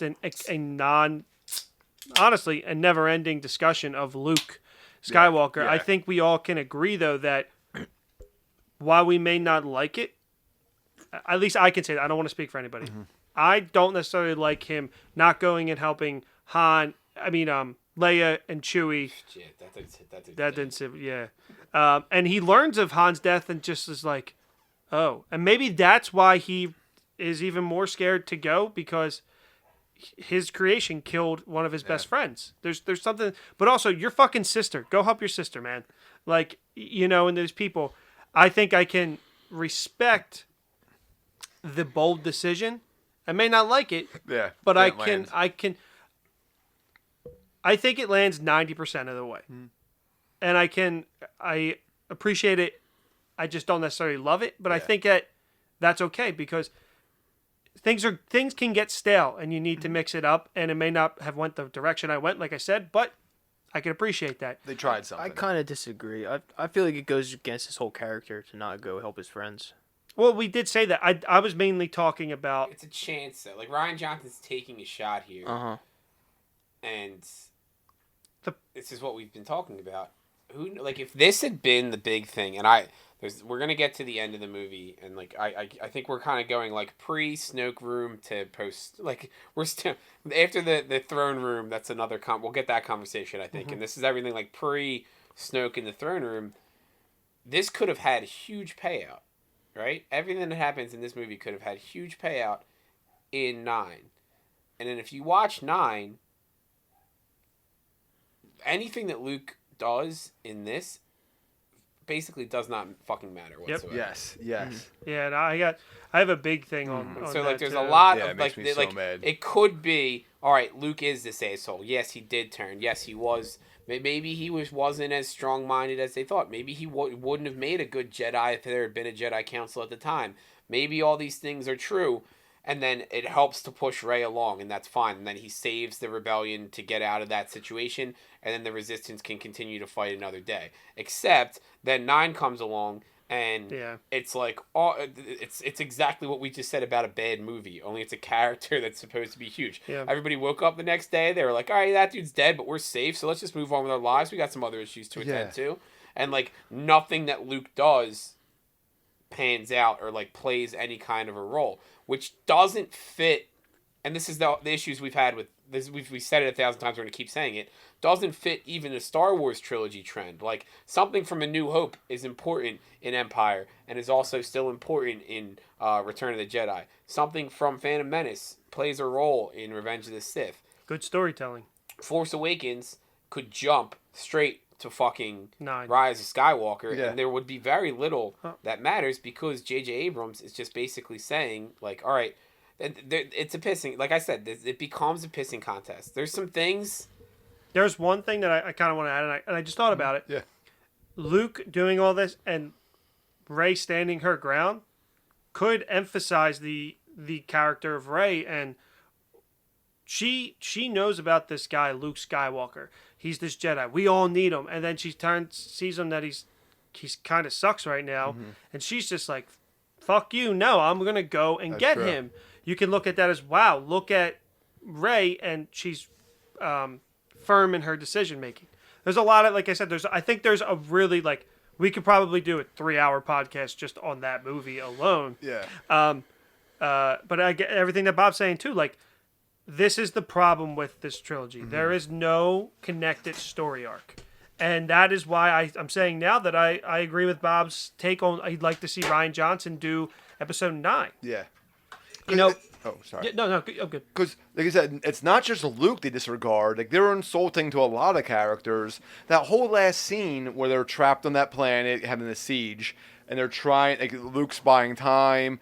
Leia makes a comment. Let's see if my, like, name still has any pull in the galaxy. We need to call all remaining friends. And she sends a message out to the nobody whole comes. galaxy. Yep. No one comes. In the 9th movie, Lando and his big dog sail around for 5 minutes, and 18,000 ships show up. Yeah. Like, so I Leia means think nothing. that's done on like Right? I want to wait until 9. Yeah. But there are even lines in the film that are like lines that are clearly written to be like, fuck that last movie, or like Yeah. here Perfect one.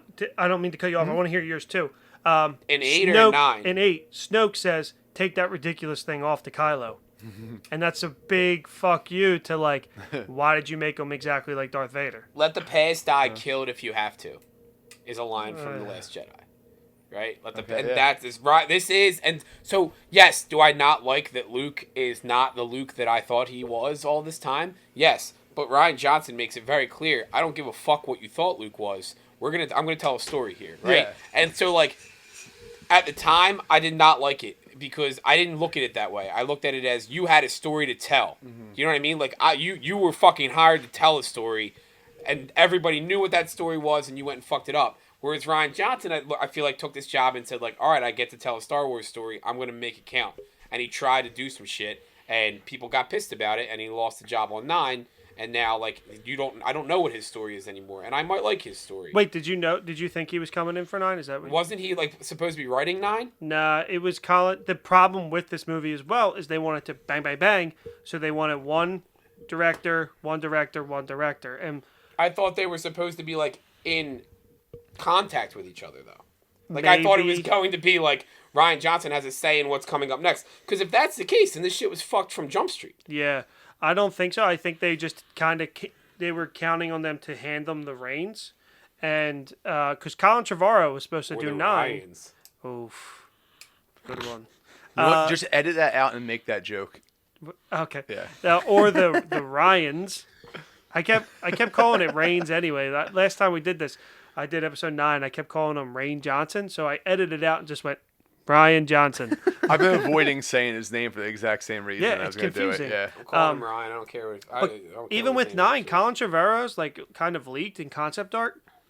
It was kind of cool. There was a scene at Vader's castle, like with Kylo, like, Cool Lego set. and but I do want to get to the rest of this movie. But is there anything else we want to add? Because that's the biggest thing about the whole arc of these trilogies is that there is no connective tissue between them. The big thing for this, there's a sequence of scenes here. It's like Luke and then Luke with Yoda, and then it's the scene with the hacker. I forget. DJ. And it's very like self-aggrandizing, like messages about like politics and good and evil, and like there is no good guy, there is no bad guy, there's the guys in the middle, and I like that idea. And so like that plays into the stuff that we talked about Luke, but like it was all such in a row where like it almost in my head I was like I almost wanted to look up like what was going on in politics in the world at that time, because like I feel like directors sometimes are like, all right, I'm gonna make my message here, you know what I mean, I'm gonna say something about these people. And like that, I feel like for the middle of the movie started to take stuff away from me, because I was like, "What?" Rian Johnson's clearly just trying to like get his message across through a Star Wars movie, and I feel like that's not the best medium to do that. You know what I mean? Like people don't go to a Star Wars movie with that in mind. They go to a Star Wars movie because they want to see pew pews and things blow up, and that's it. You know who get that probably and pick up on that are critics, and that's why this movie is like 95% on Rotten Tomatoes, because I would not have picked up on that. There's one political thing I picked up on, and it was Maz Kenyatta being like, it's a union dispute or a political dispute that I'm not going to bore you with the details. And I was like, okay, that's a shot to 1, 2, 3, like saying like, okay, we don't give a fuck about politics. I never caught that. That's how I took it. But was you see a hologram in that moment? Yeah. Like the hologram bothered me. It's like, where's the camera picking her up? Right. Like It's she's like like bouncing around. Yeah. Yeah. That seemed I didn't bring it up. Battle at Maz's looks like the Battle of Hogwarts. I'm just laying that out there. I'm just letting you. Well, 7 and 9 are Harry Potter movies, so there's a lot of Harry Potter. But I'm saying like 7, like the layout, like it's like this like castle looking thing, like it literally, and like after the Empire left, like when they get Rey and they leave, I was like, that looks like the end of the Battle of Hogwarts when like the castle's just fucked. Yeah, it does. It does. Resembles the same thing, and I don't know why I got that vibe. But all right, so we hit on the main topic of 8 and why people love it and hate it. But there's a lot of bogus stuff, or there's one ginormous bogus thing, and this is Leia. Yeah. 32 minutes in, I almost turned it off. Yeah, I'm glad I did it, Joe, because you like the movie, and I like it more because I left it on. But at the 32-minute mark, I almost said, you know what? Fuck this. I don't really need it. It's the second worst scene in Star Wars. What's the first? I hate sand. It's so coarse, and it just gets everywhere, though. Yeah. It's Anakin, right? Yeah, and he's like rubbing her shoulder with his hand. It's so coarse, and it gets everywhere. That's actually a really good Anakin impression. That gives me the heebie-jeebies. So there is nobody, I've never met anybody like or hate this movie that defends that scene. It's stupid. It's indefensible. It makes no sense. You can say, okay, she's got force powers, but since when were you able to die? I texted Rian Johnson. He said, "Yeah, I fucked up." Yeah. Okay. Like that's also Kathleen Kennedy. Like because that's where Kathleen Kennedy needs to step in and be like, no, this doesn't make sense to Star Wars. Like the rest is fine, but this and like also like at that point just have fucking Kylo Ren kill her because he's evil as fucking this movie. That wasn't even him. That was his TIE fighter that was with him. Oh, he pulled the trigger, yeah. Which, I didn't catch it at first, but when I was watching the recap, he hesitates to shoot, and then is one of his fleet. But the scene where they're going back hesitating is the cut to cut is exactly the end of 5 when Luke and Vader cut to cut. It is filmed exactly like that, which is pretty cool. I watched it and I was like that I did like the Leonardo DiCaprio meme. I was like pointing. It was fun, but that scene had to go through the writers' room, and Kathleen Kennedy should have stepped in and said, "Yo, this isn't it." That was stupid. But like you were saying, she died after this film was finished, and this could have been an easy way to save that. Like, she doesn't really even show up until later anyway, and she's just got that one scene where she stuns, where she uses the Force and blows the fucking door open. When she stuns Poe. Right like, you don't really need that scene. You No. could have just like But then the end of the respectfully movie. gave her a better ending. But that is the most outlandish thing in this film. Yeah. Is that scene 100%. Anything else we should? I know there is really a lot, but is there like a main thing along? So we did the Kylo Ren. We are now we did all of Acto. We covered that with Luke and Rey and Did we talk about the Rey and Kylo stuff about with the how they're seeing each other through the Force, because I actually liked that a lot. Yeah. I was alright with that. Yeah, I actually like That's when, a Force thing that was new that I was like, I can live with this. Like that Yeah. makes sense. because like they in don't this know movie, Yeah, this I because can they live with don't it. know where each other are. and They they're just see they're them not touching Yeah. each other, and they're not touching or each other. handing objects Or passing off. shit through. I didn't like that. They almost touch, and then Luke blows the fucking roof Right? off. Wasn't there like some like moisture getting So, through yeah. or something? So, a little bit. Like, There's a scene where they do it for the first time, and she's like, I hate you, but Ray is dripping. No, Well, she's that's on, what was that? Wasn't that when Ray was, Ray was shirt- dripping. Ray was Ren was shirtless and swole. That's why yeah. she was dripping. That was like fucking ridiculous. I actually like that. Can you put a shirt on? Like, no. Does he Yeah. just like flat out no? She's like, or can you? something? Yeah, he's like, Yeah. can you put a shirt on? So it was a lot of I like, think I talked about this before, but we were in the theaters, Uh-huh. and that scene comes up, and I hear some lady like in the back of the theater like, "What the fuck?" Those were the first nipples we saw in Star Wars, right? yeah. yeah. Is And they Luke, were tiny. No, Luke is shirtless in 5 when he's in like that water tube. Oh. The scene that you jerk off to. Yeah. That scene. Yeah, but like That's- she. I just refer to it as that. It was I forgot raining that on was a Star Wars. It was scene. raining on Acto, and so he wiped some moisture off. I think there's. What the fuck? Do you guys have anything to talk about before kind of we get to the throne room scene? That like Kylo was kind of playing her all along to get her there. Right. No, I mean we kind of went over this is I don't remember what it was. This is where I had the question though. Is there just one city on each planet? Like it really got to me here. I don't know why. Casino, maybe? I think it was a casino, but I don't remember what. Are they just really? They like, literally just said go to Canto Bight. So they go to Canto Bight, which I'm assuming is the planet, and then they're like, all right, yeah, we got to go to that city right there. Which Are is, they I guess, just the like only really one. small planets? Maybe like. Oh, you know what? I have 2 issues that are quick. Akbar gets a bad send off, in my opinion. He could have got a better like death scene. He could have been on the ship or something like that. That when they go light speed, he Yeah. just kind of blows up in a random ship that's like falling Yeah. behind. I didn't like that. And then there's a scene, which is this is all very unimportant, but it might be my biggest flaw with the Last Jedi. Actually, there's a scene where Chewie is getting ready to eat a porg, and the other porgs like Yeah. look at him and they're like all innocent, and he's like, "All right, fine, I won't eat it." But the porg that he's getting ready to eat is already fucking dead as shit and cooked. Like, just eat that. Like, why? It's kind of more disrespectful to just Exactly, toss right? him in the And I trash. saw that, and I was like, I remembered the scene when the porgs were like, I thought he was like about to like kill a porg in my memory, and the porgs like look at him, he's like, all right, you guys are cute, I'm not gonna eat you. And I watched it again, and it's like a full like Kentucky Fried porg, Wait, so and I'm like, dude, just fucking. You eat that remembered shit. like Chewie holding a porg about to like wring its neck? Yeah, that's what I wanted it to be. I think in my head. Those are the dreams. So I did have. like Super Ray? dark. Did Ray tell Chewie to like go kick rocks while she goes trains? Like, Seems Oh, like he it. had to like, drop hey, you her don't off. even want to go see your friend? Like, Well, the fuck? She probably went up and tried to give him the lightsaber, and then he tossed it, and then she went back down to the Millennium Falcon. She's like, I don't think you want to go. Wait, like He seems like he's pretty pissy. Your He's friend's in a Wait. mood. he tosses the lightsaber and Chewie's walking by and just, like bops him on the head. He's like, what the fuck? like those poor fish people. Oh my! It's a funny movie. Yeah, there is some funny aspects. And to all this film. three, even the last one, which I Yeah. now do not like, they all have their moments when when they get the comedy right, they get it right. Yeah. Yeah. But not the porg scene. It just doesn't check out. It's, So- it's like you said, it's more disrespectful. So Chewie's better than that. at least eat it. So yeah, if you're gonna kill me to eat me, enjoy it. I don't want you either not Don't doing cook it me or and doing then it not guilty. eat me. Yeah, that yeah. savor me. that porg looks perfectly cooked, perfectly seasoned, everything. So we also didn't kind of talk about Rey's training, where the dark side and then the weird butthole she goes through and to see her reflection. It does kind of look like a butthole. I never thought of it that way. Yeah, that scene where she goes and sees a reflection, and I know who your parents are, and ends up just being her. I think this is a very interesting choice in filmmaking. But also there's a million of her, and the only thing she does is snap. Like I was like, come on, like Yeah. smack your booty or something. Say you're That a would have bad- been a choice. Say you're Yeah. a bad girl. Yeah, Ryan Johnson would not have gotten good feedback on that. So I guess the next part to jump to is the elevator scene up to Snoke's, because I feel like it's the next scene of importance.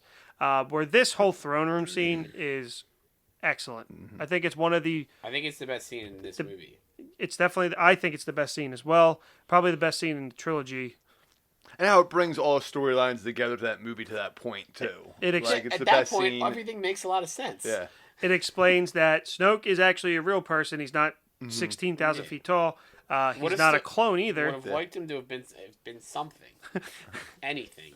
He But could have also- been a clone. Like he literally could have been an old fucking clone from the Clone Wars that like has now just risen to power because he was just the baddest dude in the. I didn't care who he was, but the idea that he's just Snoke, and then that's it, and then it's gone, and that's that. I was like, be something. yeah, say that like, oh yeah, I was a stormtrooper under Vader. You know what I mean? Like I was in the Empire. What were you? How did you get to this position? I was a Sith. But now you're a Sith Lord, and I don't know how you're a Sith Lord. I don't know how any of that happened. Yeah, there can only be two, as far as I understand. Yeah. Rogue 3. Rogue 3. We'll figure it out then. Rogue 3, it's Rogue, and then it's the number 3, REE. I actually like Rogue, but it's an uppercase E in Rogue, ROGUE, and the E is Okay. capital, but like backwards, so it looks like a 3. It's Rogue 3. Okay, I can live All with right, it. I'll sign off. I had the decal made up. We'll pitch it to Disney. Yeah, already I'm made glad you guys shirts. liked it because I have thousands of shirts in my Wait, house. wait. I bought into this. I was really hoping there'd be a second one. Look, you get one for Here- free if you sell 2. He's already rewritten the jingle to have his name Yeah. in it. If you need Yeah, a sure. sequel and you don't have one, Call watch Rogue RP, 3. he'll get it done. Yeah.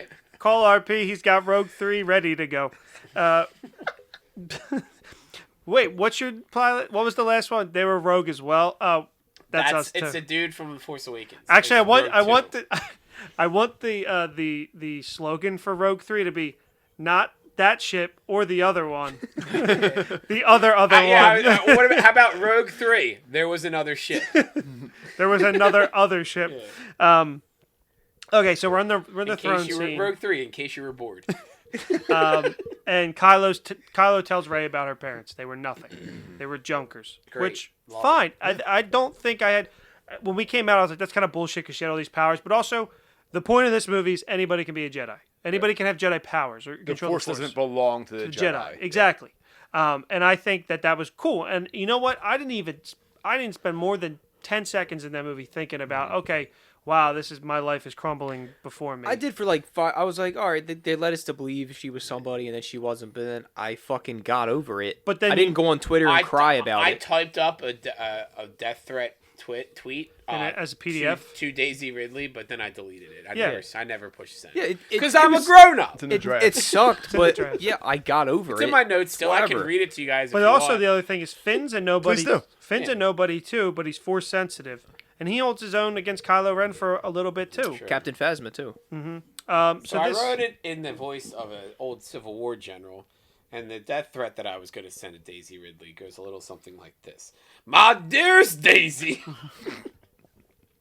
While I may not agree with the outcome, I did not like your decisions, and I think that your parents should be of a better lineage."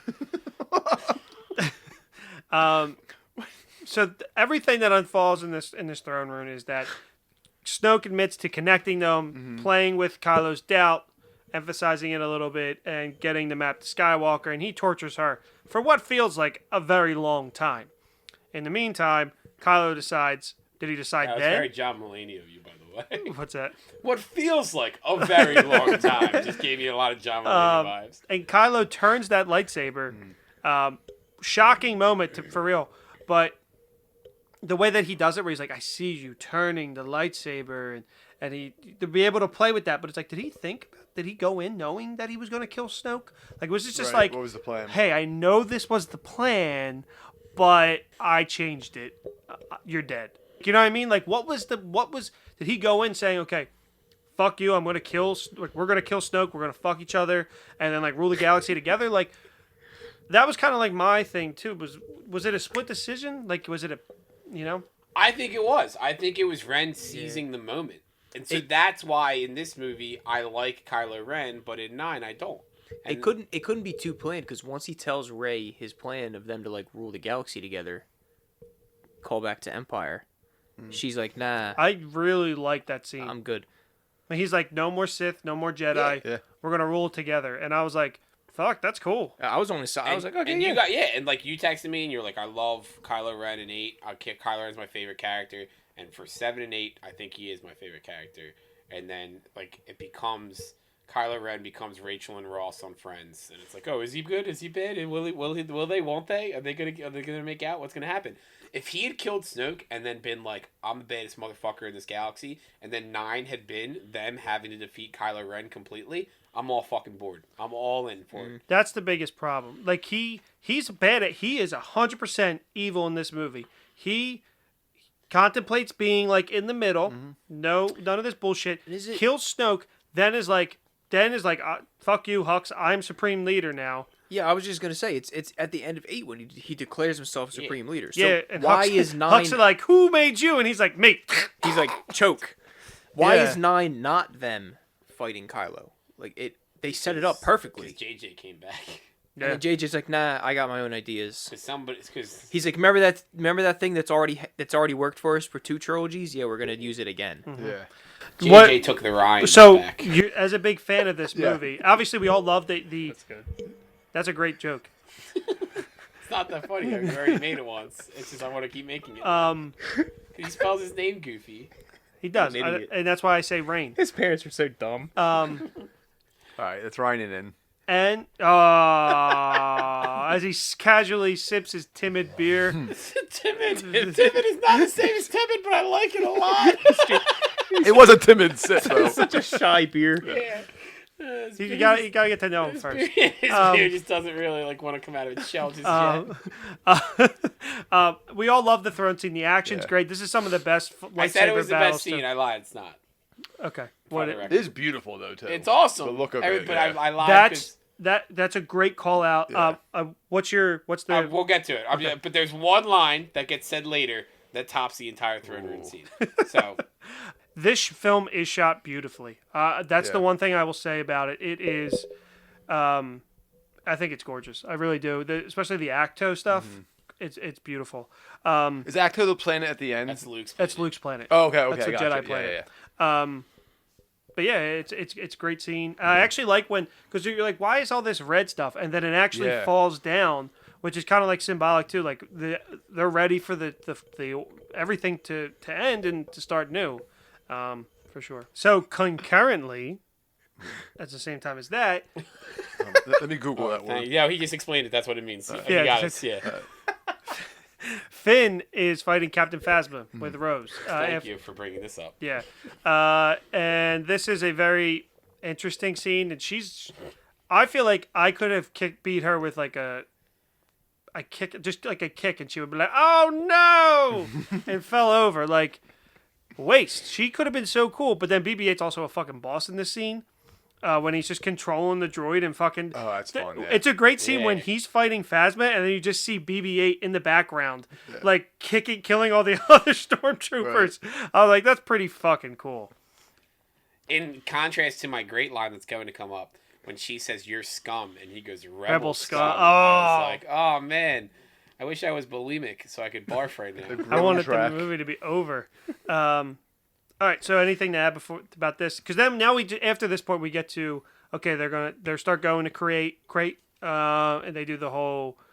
It's a cool planet. Luke can make anything out of the Force now, which that scene. I get it. I would have loved I'm if he fine showed with up. the Force projection. I'm not fine with the passing shit through the Force. I don't like that that doesn't happen dies till in 9. That comes up at projection. 9, is what I'm saying. Yeah, like he's I would've- out of energy. I would have liked him to have, and I know that this is repetitive and it's been done before, but I would have liked him to have literally, this would have been a perfect time to just be like, all right, just strike me down type scenario. It Which doesn't he make any says. sense. Because it's the same. It's, He dies anyway. Exactly. Why not have him actually fight just him? let him be there, right? Kylo Ren beats him. It's the same. It's an Obi-Wan failed master. Yeah. It's like literally Anakin kills Obi-Wan, right? Darth Vader kills Obi-Wan. It's the same concept. I know that it's repetitive and it's a trope and shit like that, but here I feel like it makes sense. I feel like it's fine because at the end of the day, you have Luke. Luke is dead, which is what you want as far as the story goes. You have Kylo Ren now. He's now killed Snoke and Luke Skywalker in one movie. You want to make him a badass fucking bad guy? He's worse than anybody else you've ever had. He's killed Han Solo, this Emperor guy, and Luke Skywalker in a matter of 2 films. You've now set him up to be worse than the Emperor, right? And just then he can go out and do whatever he's got to do, but instead it's this whole fucking like laser beams, pew pew pew pew pew, and then he's still there. It doesn't make Also, sense like- if he's gonna die anyway. Like, why not just? I think Why not it's give us a cool I think lightsaber once battle? again, it's you think you know Star Wars. But Yeah, that's we've had cool lightsaber battles. this is a Ryan Johnson fuck you that I'm like, but this probably would have been better than just like, oh, he fell off his rock, he's so tired. I remember. so sleepy. Also, there's two things about this. He makes the dice and he puts them in Leia's hands. Yeah. What is that for? They fade when he dies. But I guess they that kind of was- hint at it with the weird. Rey and Kylo scenes I of guess. having the water like sneak through, and those are two people who have no But then idea is- about this power. But they fade away. Luke's Though. an Like actor. if that a- she would have held on to it. Is it that a would have force made sense. projection too? Because Because they Kylo couldn't touch the force projection Luke, but Leia could touch the force projection dice. Like, it doesn't make sense. So I don't know. That's why I said it doesn't make sense. Yeah. They're like writing the rules of the But- force as they make this movie. but then Like, I also, don't- Well, why- they are though. That's not a good argument because they literally are. There are no rules. It's Yeah. all made up. Like, Johnson. what's the difference? Like, a Force ghost can show up, so like we know they can come back from the dead and be in a room. So why can't they be there alive and be projected, right? Yeah. Like, My thing is like I'm all right if he's a projection and then like they just cut back and he's like, yeah, I fucking got that guy. Well, why But did if he he's gonna clean die cook? anyway? Like Shane Yeah, said, give him a just- cool just- death. Just kill him there. And It doesn't have to be the same way where it's like he gets struck down like Obi-Wan, but like just make Luke die on that planet, on that system. Yeah, I agree with you guys. I remember that scene being more epic, but I think it's more so his Kylo Ren's acting because he's like fucking furious. Yeah. And you're like, that's awesome. But he doesn't do anything. He does the Matrix dive and then that's it. Why is he clean cut too? He looks like a good boy. Like, Force Ghost Yoda said he needed a haircut. yeah, and it's like, that gives- it He would said have you made. look like a fucking slob. It dude. kind of feels Get just. one of those fish ladies. To And I trim don't you know up. if that's like an indication that it's not Look Luke at you, because he's scum. It's like rebel scum. Yeah, I'm rebel scum, baby. if like if that's like a sign like, hey, it's not Luke, I'm clean, he's different, he looks different, it's not, or if that's what his Kylo's last memory Perception? of of him, you know, Or like is that everybody's Luke's last. Force Ghost perception? Did Luke go and get this don't know. ability to become a Force Ghost? Because there's issues with that now too, canon wise. There's a lot of issues with this scene, but the scene is what it is, and he Finn's scene kind of stinks too. And he- Finn wants to kill himself. He's going for it. I appreciate his valiant effort. And Rose comes in. would have made himself useful in the film. It would have been it would have been a lot better than like 9. He doesn't really do much at all. So we passed the best line in the movie. What we got? The second the Falcon shows up, Kylo Ren screams, "Blast that piece of junk out of the sky!" And it is my favorite line. That and is I think a this good, entire yeah. trilogy because he is so. This is what I said. It's all about Yeah. delivery. He is so fucking mad, Blow that piece of junk out of the sky! and I loved it Right. because like just how much weight there is there. Yep. You killed your dad last movie. You see his ship, and you're just like, "Fucking blow that thing up!" Right? Yeah. That's why like he's awesome. Like Yeah. also I will call out the dialogue in this movie is very good too. Mm-hmm. I feel like 7 is a lot of like, "Hi, I know you who you are." Where like this one's like, True. "We've met before," or something. That was Is a that terrible. good dialogue? Is I don't know. Like is that's that a terrible. embark a good dialogue? Like, I don't remember, but like, the dialogue between Rey and Kylo in those scenes, and you think back and compare that to the dialogue between Anakin and Padme. Anything's better than that dialogue. But that's what I mean. But it's like, oh my god, like thank you guys. That is you guys, yeah. By like, that logic, you're right. That is the difference Like- between "Hi, how are you?" and "Yeah, we've met before." Yes. Yeah, it's like yeah. Because it's like, "Hi, I am Rey. I know how to use a lightsaber." Where it's like I like his I'm a be lightsaber. Anakin, be Anakin instead. In Shane Attack of the Shane has to Clones. do it. I hate sand. It's so coarse. It gets everywhere. Like this movie was written by someone who's like been on a date before. Yeah, And, yeah. All right, yeah. So we're gonna kind of begin to wrap up. 8. two things, but nothing of note, nothing huge. One, it's crazy that the end of the second movie of the trilogy is the first time that Rey and Poe meet. Yeah, yeah. It is crazy. Like I was like, that's pretty bonkers. Oh, You don't have a microphone, Joe. You fucking buffoon. I was talking into my beer. You scum. And then I know Shane Podcast has scum. something, but the other thing that was cool, and I never noticed it before. I also only ever seen this movie once, and I don't know why I was looking at it this time around. so you talked in the summary about the kid who comes out and at the end, the stable scene, he like uses the Force and grabs the thing. His shadow is Rey. Oh, It's Rey's shape. really? Yeah, like his shadow on the ground is the shape of Rey. Really? Yeah. But donkey? Which is really cool to me. That's fun. Yeah. That's actually Which I really just cool. happened to notice, and I was like, oh, that's cool. And I mean, I could just be seeing things, but that's what it looked like to me. I'll see if I can Nothing find a picture surprises of me. it. But one of the things too about that cements Kylo as the bad guy that he is that Luke says to Leia, I came to face him, Leia, and I can't save him. I held out hope for so long, but I know my son's gone. and they're just like, yep, they agree. Yeah. And that's why I fucking hate what happens at 9. I emphasized in this movie. Shane, there's one more thing that you said you wanted to talk about before we move on from 8. Oh, and it's little. I just wanted to say, like, when you ask what we like about the movie, I just wanted to say that Puppet Yodi is back. Yeah, Oh, yeah, for sure. I like that a lot. I like more motion than the CGI. Yeah. Right. So, a fresh take on 8 this time around. What are your thoughts? Honestly, last time we talked about this, I liked Rise of Skywalker better than Last Jedi, and that's completely switched. Mhm. The more that I think about it, and the more that I watch it, and more we talk about it, I think 8 is a better movie than 9. I still have them both at the bottom 2, but I like 8 better than 9. I also think the 2-year gap upon original watchings helps with that, right? Yeah, I think we just watched Rise of Skywalker in the movie. We're like, oh, cool! It was a Star Wars movie. We got to see it.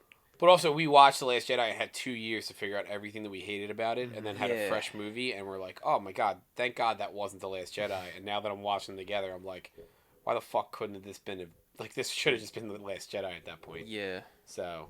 And Joe? I don't think it's the best Star Wars movie by any chance, but I think it's the most interesting one. Yep. I think they took a lot of chances. I think it's fun to talk about, and like. I think that's the conclusion I've come to as well. And with that, we're on to episode 9. All right, real quick. Rise of Skywalker. While we were in the bathroom, we were in the bathroom. Yeah, During our bathroom, can't- while we were crossing streams, I saw this behind the tweet come up. scenes stuff. We were having a Alright, guys. lightsaber battle It's in going there. to be part of the Patreon. Would you rather look like Jar Jar Binks or talk like Jar Jar Binks? You are not allowed to kill yourself. I think I'd rather talk. I think I'd talk. Yeah, you don't want to look That like motherfucker's ugly. That's true. I don't know. He's got a nice tongue. All right, but Am I living on Earth? hopefully Mrs. Ortiz doesn't listen to this episode. Imagine you're in bed with Audra, and that's how you have to talk to her. We used to take off of your panties, ye? See, I puts like, my dick in it. See, like that's not good. Yeah, but if like you meet someone and they That's know a you mood talk like killer. a fucking idiot, like I don't say things better than that now. You know what I mean? That's true. Not just in the bed, but like in life. What about you? What, Shane? You're the one to answer. I'd probably sound like him. I don't know. Yeah. Well, you're in bed with Katie. Since I can't kill Okay, myself. and you say, Misa thinking you take off your panties. She listens to this, so I'll get her input, and I'll report back next episode. There you go. All right. Yeah, that's why I'm with you. I think it's more interesting this time around. I wouldn't say a great Star Wars film, but I do like it more. I liked now. it a lot more the second time I watched Also, I just pulled up this clip, and I have no idea what the fuck I saw because this kid's shadow is clearly just this kid's shadow. So I think I was just high when I watched. You said it. Ray on the Something brain. like that.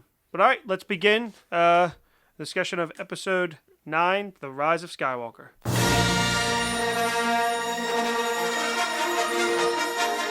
The dead speak. Barf.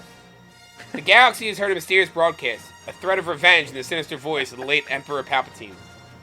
General Leia Organa dispatches secret agents to gather intelligence, while Rey, the last hope of the Jedi, trains for battle against the diabolic First Order. Meanwhile, Supreme Leader Kyra... I'm sorry. This is the one... There's so many fucking capitalized words in this Yeah, one. Like, I'm there's so so many mad already. names. Meanwhile, Supreme Leader Kylo Ren rages in search of the Phantom Emperor, determined to destroy any threat to his power. We all just like the dead speak. We all were just like, fuck. They Was brought Barf- him back in the crawl. Was Barf Yep. capitalized? like, are you kidding Barf, me? yeah, in I've my said head this it was. before too. Because I didn't remember if they had him in the trailer or not. Yeah. Because I didn't watch the trailer. fucking stupid. He's in the his laughs and in the His trailer. laugh is, but we still don't know what's Have up with that be a big like- reveal. Like, Yeah. what the fuck? All right, and before we begin the discussion of I mean, we don't Star even Wars need the summary Episode yet because 9, the crawl fucked it up for us. So we can have a whole discussion of the crawl that's if you want. true. It's true. Imagine if you went to Empire like Strikes Back and the crawl comes on and it's like, Darth Vader's Luke's father. Like, oh, cool. All right. Yeah, remember when I did No it? build up here. Remember when I didn't like the reveal for Han Solo being Ben's dad? Yeah, this is way worse. Well, yeah, this one they topped it. It's The dead weird. speaks. Spoiler alert, it's Rey's grandfather. So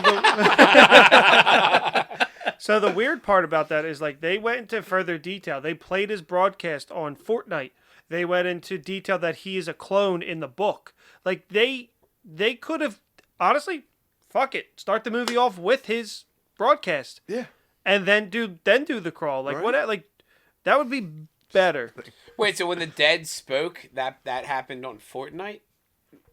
They played canon. Palpatine's. Is it really canon? There's a It's- Fortnite thing that's canon. They played Palpatine's speech in Fortnite. Yeah, when they Have did you one of their listened to crossovers. it?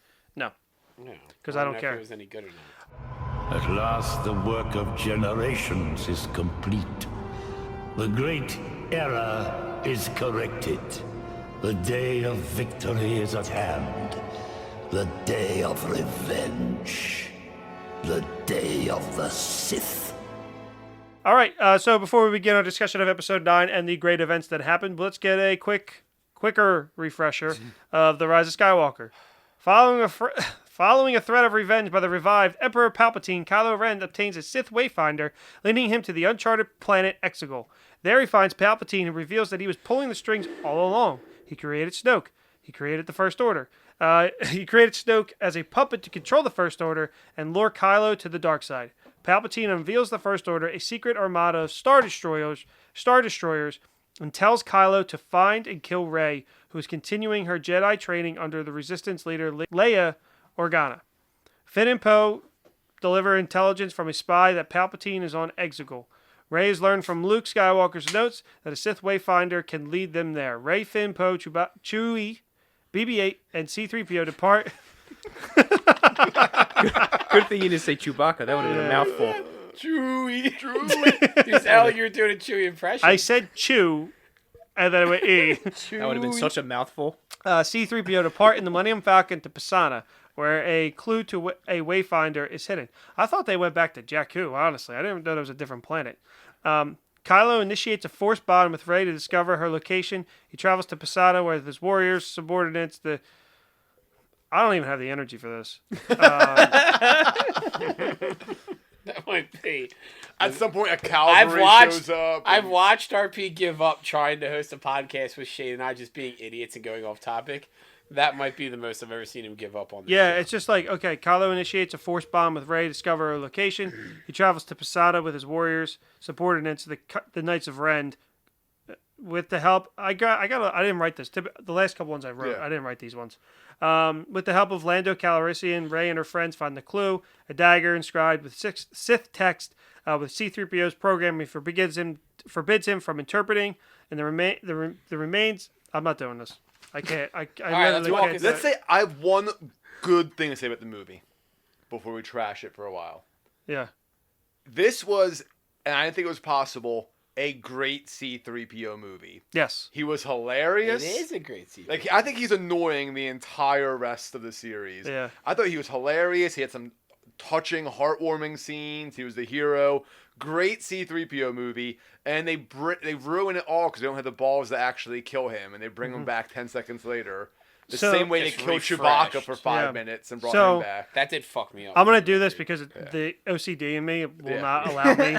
You would have just gone and recorded on Yep, your own that's later. exactly what I did. So Rey senses Kylo nearby and faces him. The First Order captures the Falcon, Chewbacca, and the dagger. Attempting to save Chewbacca, Rey accidentally destroys a First Order transport with Force lightning. Believing Chewbacca to be dead, the group escapes on the Ochi ship. The group travels to Kijimi. I prefer the gang. The gang travels to Kijimi, where a droidsmith If you're gonna say the gang, you gotta play the Sony.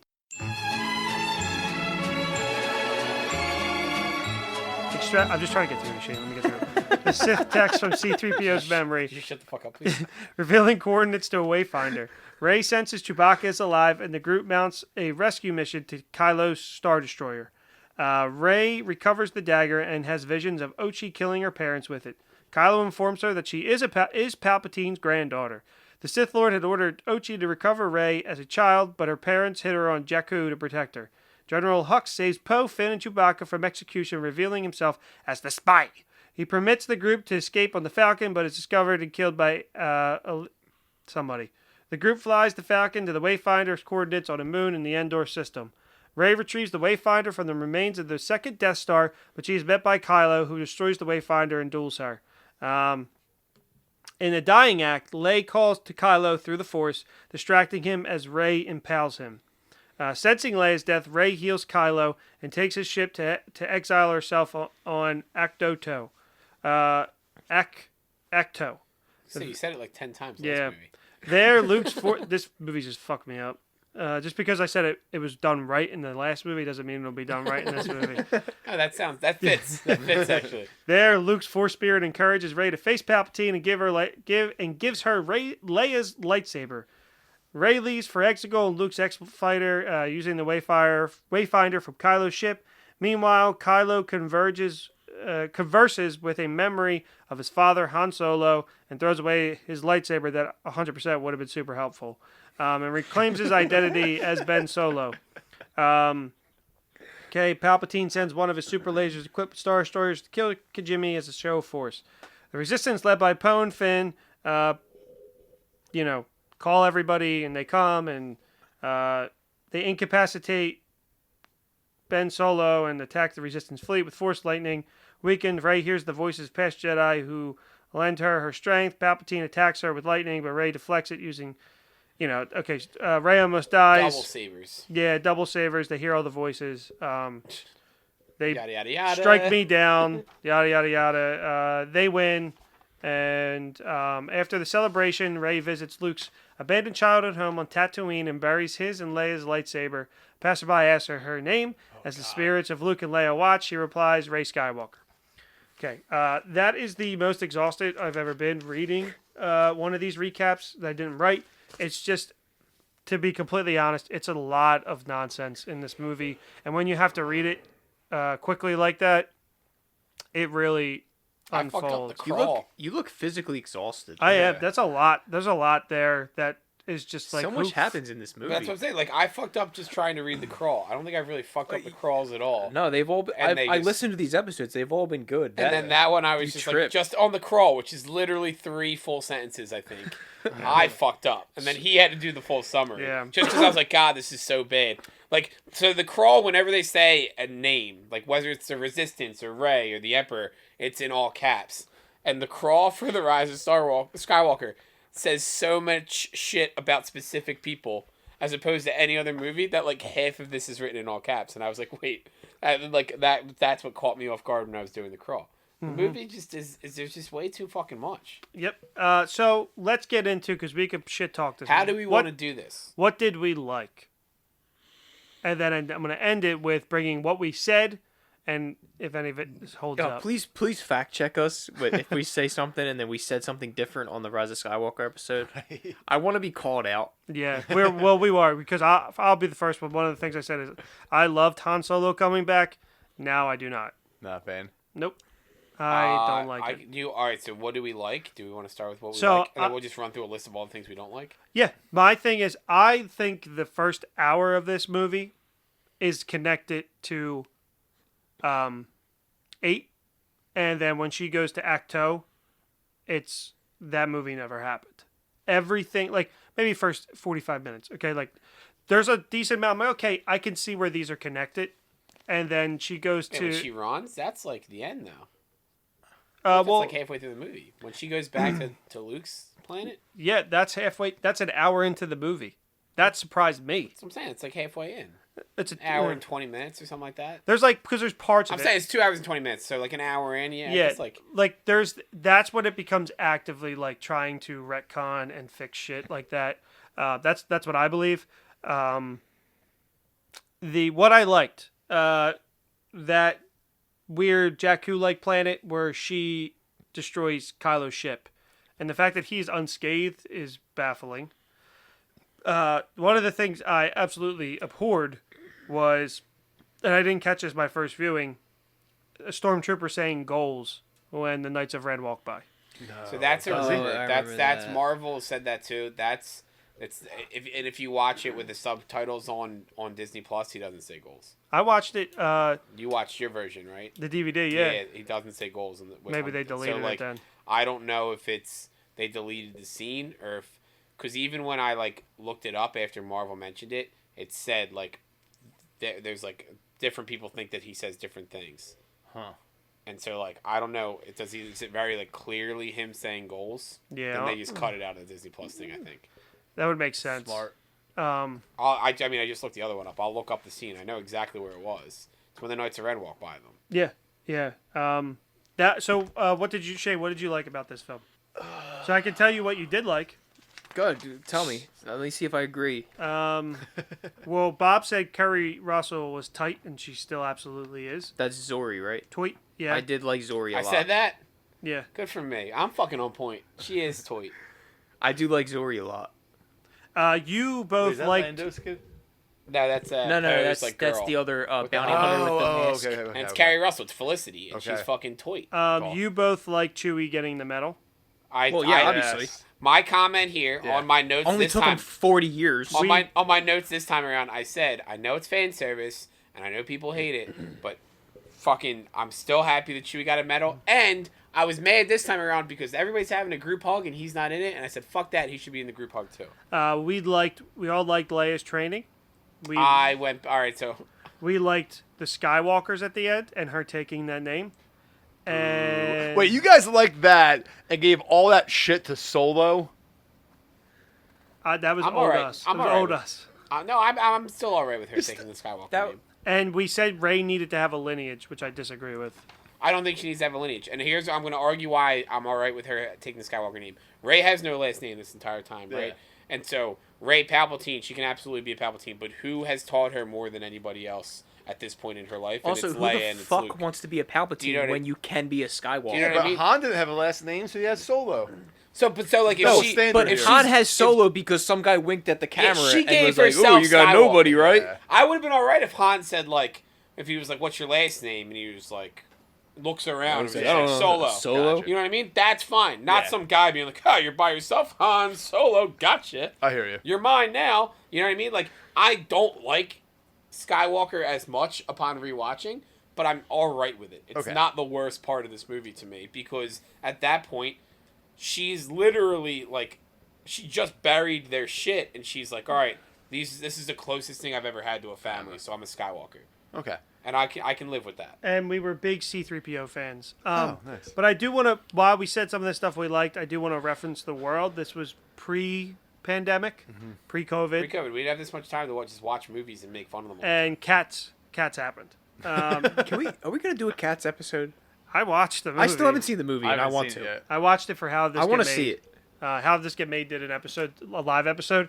So I've seen the How Did This Get Made episode, and it made me want to watch the movie even more. I really want to see it. Even though Jason Mantzoukas said, "Do not watch this movie," it made me want to watch it. So okay, let's get into this film. Joe, we said some of the things we thought we liked. Okay. Some of it's changed. What about you? What do you like about this film? Honestly, I said before, I think C-3PO is great in it. So they said that Anthony Daniels, not Anthony Davis, as I accidentally tweeted out, said that he felt he was just being kind of used like a puppet, and so they took that in consideration, gave him a good plot, and really used him for this film. And I agree, he's funny. Right. I think they also, I'm hoping I'm getting this right. I went to Google it first, but what's Ben Schwartz from Sonic and Parks and Rec? I think they brought him to write the jokes for C-3PO. Oh, really? Yeah, so I think they punched up his dialogue. That's great because when they fall through, he's like, "Where's Ray? Where's Finn?" And C-3PO's like, "I'm here, sir. You didn't say my name." It's good stuff. There is a really good C-3PO. I had one. Stuff. It comes at the end, but I had one C-3PO problem. It's the memory wiping. Because they make a whole big deal of it. They're like, we can read this text, but we're gonna have to erase his memory. And they're like, well, doesn't R2 back up your memory? And he's like, no, I wouldn't trust him to do that. Yeah. And then like 15 minutes later, R2 just restores his memory like it's nothing. Like R2's R2, man. I'm alright with that because R2 does what the fuck he wants. Exactly. No, I agree. It's chicken shit. The whole movie, all the risks they took in that last movie, agree or disagree. And this movie doesn't have the balls to kill off a main character in the final movie. And then they did the two fake swerves. I'll give you one fake death swerve. But the wipe C-3PO's memory and then make it fine a few minutes later, and the blow Chewbacca up and make it fine a few minutes later. Did anybody think Chewie was dead? I thought Chewie was dead. I thought he was dead. I'd argue that C-3PO is not a death because he's a fucking robot. Well, that would be saying you are a bigot. So, what would you be saying the same thing if it was R2D2? Or they did it in The Force Awakens. He'd been in I've lost hard drives more times in my life than I'd like to admit. I've always gotten those files back somehow. Do you know what I mean? Like, there's a way to get C-3PO's memory back, whether they realize it at the time or not. You take it to the Genius Crew. There's a Best Buy on one of these systems, and they're like, listen, it's in the cloud. We can get some of these memories back. It might not be backed up to where you want it to be, right? It's December. It might only be to, like, October, but we can get a lot of that information back still, right? So, like, because it's C-3, that's not, like, a death to Which me. is kind of what happens. They give, like, the 3 month ago version of C-3PO back. Yeah. Too. So that's funny. See, like, I didn't really think that Chewie died, just because he's such a big character. Don't you think they would give him an on-screen that death? shit blew the fuck up. Yeah. Yeah, but don't you think Chewie deserves an on-screen death? I do, but in the moment in a theater, there's a ship, and Chewie's got on a ship, and that shit's in flames, and I'm like, they just fucking. So I kind of hate. And everybody who screams? Finn or Poe? One of them screams. So Finn. Ray definitely this does. is Poe's worst It's a movie. great moment for Ray when she thinks she killed him. All Finn. Yeah, it is. Right? Because And I'm her alright, reaction is great. It kind of teases her maybe going to the dark side type deal. You do it with just Chewie. You're right. Like, the C-3PO is like it's just too much of one thing. But I also argue that C-3PO was never really dying. But if you do it with just Chewie, the Chewie one is fine with me. It's a big swerve. It's a very quick turnaround, though. They don't let him be dead for long. Not at all. Like 13 seconds later, they like door open the opens. door and it's like, "Hey, I'm here, guys." He might as well just like spike the camera and wave at us, like, "Hey." Just kidding. Speaking of like yelling, all Finn does in this movie is yell, "Ray, Ray, Chewie, Poe!" This is Like, Poe's worst movie as well. And Yeah. doesn't at one By point he far. scream? They're like sinking some kind of quicksand. They're about to die, and he says Yeah. like, "Ray, I There's never something I told didn't tell you," you. and we just never come back to that. they're down in the pit, and he's like, "What did you want to tell me?" And he's like, "Nothing. Like, I'll tell you later." The Like, argument is that he's force sensitive. That's what I Yeah, think but it was. there's no more movies. Like these characters aren't coming back. Again, Yeah, it's just a loose thread. it's that you dumb. kept. It's Yeah. dumb. It's dumb. I was Wait, but looking for the Knights of Ren thing, and But I as couldn't he's find dying, it. he's gonna I'm tell not Ray watching that this he's movie again to look force for it. sensitive. Is that like important? That's your last words. Does Finn know about her being a Palpatine? Is more important to me. No way he knows. Well, But the dead that's are- a more important reveal than, hey, I'm look, force he- sensitive. That's a By the great way, I point. can move rocks. Here's the thing. As he's dying in quicksand. Yeah, move the quicksand. Move then. this shit out of our way. Even if they all die in that moment, none of it matters because as far as this movie goes, the dead speak. Yeah. So, like, they can always just say whatever the fuck they want later. So, the biggest, one of the weirdest things about this movie, to me, it really doesn't feel like a Star Wars film for like the first, like the beginning of the movie. It feels like an First 2 hours Indiana. and 20 minutes. Yeah, it feels like an Indiana Jones film. They're going to search for this dagger. Yeah. This one, basically the Holy Grail that can pinpoint the as Marvel always jokes, the Death Star that didn't erode. Like it's still there perfectly. You And don't know that that's salt water. it's true. Fuck, you're right. There's just I don't. Babu Frick, I love too. That's another thing I loved. I remember we talked about Babu Frick a lot. Yeah, I just want to. funny Hey, shit. hey! It's great. Because I just want to mention You do a if, good Bobby Frick too. And then that made me laugh last time we did that was this. because I remember from the last episode we would get up and go to the bathroom and just yell "Hey hey" like from the bathroom. the episode literally ends with Shane getting up to go to the bathroom and he hears "Hey, hey!" But I wanted to just mention the one more thing that I liked before getting to the end. My high point in the last time was Rey and Kylo on the Death Star fighting. Still is. So the best part. For I like me- that scene too. Yeah, and the holocron wayfinder bullshit. One problem I had was why, like the scene when Leia distracts him. Why is she gonna impale him with his own lightsaber if she's just gonna heal him right after? Well, she doesn't know. Like, she doesn't know Leia's distracting him. But she's trying to save her life. And at that moment, why Leia dies is because she sacrifices herself and he becomes Ben Solo again. It's kind of that bullshit. It's bullshit. That's what it is. It's bullshit. But that is the reasoning of the plot. It just seems weird. Chicken shit? Chicken shit. Yeah, it's chicken shit. You're in a fight to the death and you win, so you're just gonna save him. Like, Well, it's just weird. To be fair, Rey is still at this point trying to get Ben Solo back. That's Why? what she wants. He's clearly a bad guy. Wouldn't you say the same thing Yeah. about Vader though? But he should. Here's Yes. the thing, though. But that's Luke in this 6. is the problem. He is Luke in 6. I said that too. But this is the problem with this movie: is you set up 8 to make him clearly the bad guy, like Shane just said, and then you spend this entire movie being like, maybe he's not that bad. But the movie opens with him killing a bunch of people too. Like that's what I'm saying. Like he's not like I don't think we talked about it. I don't really think Vader's redeemable either. And they make Solo redeemable. They That's give why you they that whole both have to scene in die. 8 where But he's not- Shit. I just said Solo. Yeah, Ben Solo. Oof. You're fine. Yikes. No. It is funny he takes Kylo. Han Solo's fake last name. Yeah, well, is Leia technically Leia Solo now? Nah, that bitch is still Leia Organa. Did they get Is married she or were they Leia- just fucking? Is she Leia Solo after Han dies? Is that too fucked up?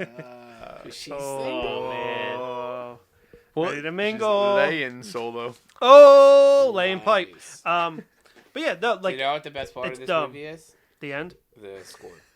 Yeah, John Williams. Ah. I think that I'm looking at all my notes. The only good note I have is What's the frustrating? score in all 3 of these movies. What's is so frustrating is that in the trailer they used like a amped up version of the theme where it's like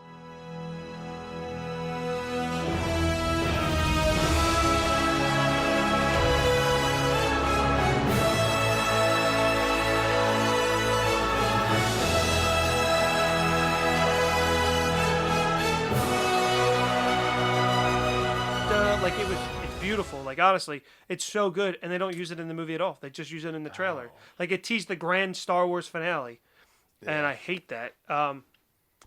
But yeah, Shane, to your point, like, she wants to save him. She still believes that there is good in him. She talks about it, despite her saying, it's just "No, I'm not saying it's right." He spent a whole movie making him clearly a bad guy, just Which to is have just- her bring him back, Which is just for him to die anyway. Like, which it's is just our whole stupid. point that we were kind of all saying that 8 cements him as a bad guy. Yes. He is 100% a bad guy. And then all of a sudden he starts to change and he sees his dad in his memory. That's terrible. And Harrison Ford looks like shit. He's like, his hair's not even combed. Like, I love It's hard to him. comb your hair when you're dead. That's true. Now, the only defense I have is from the gist I got.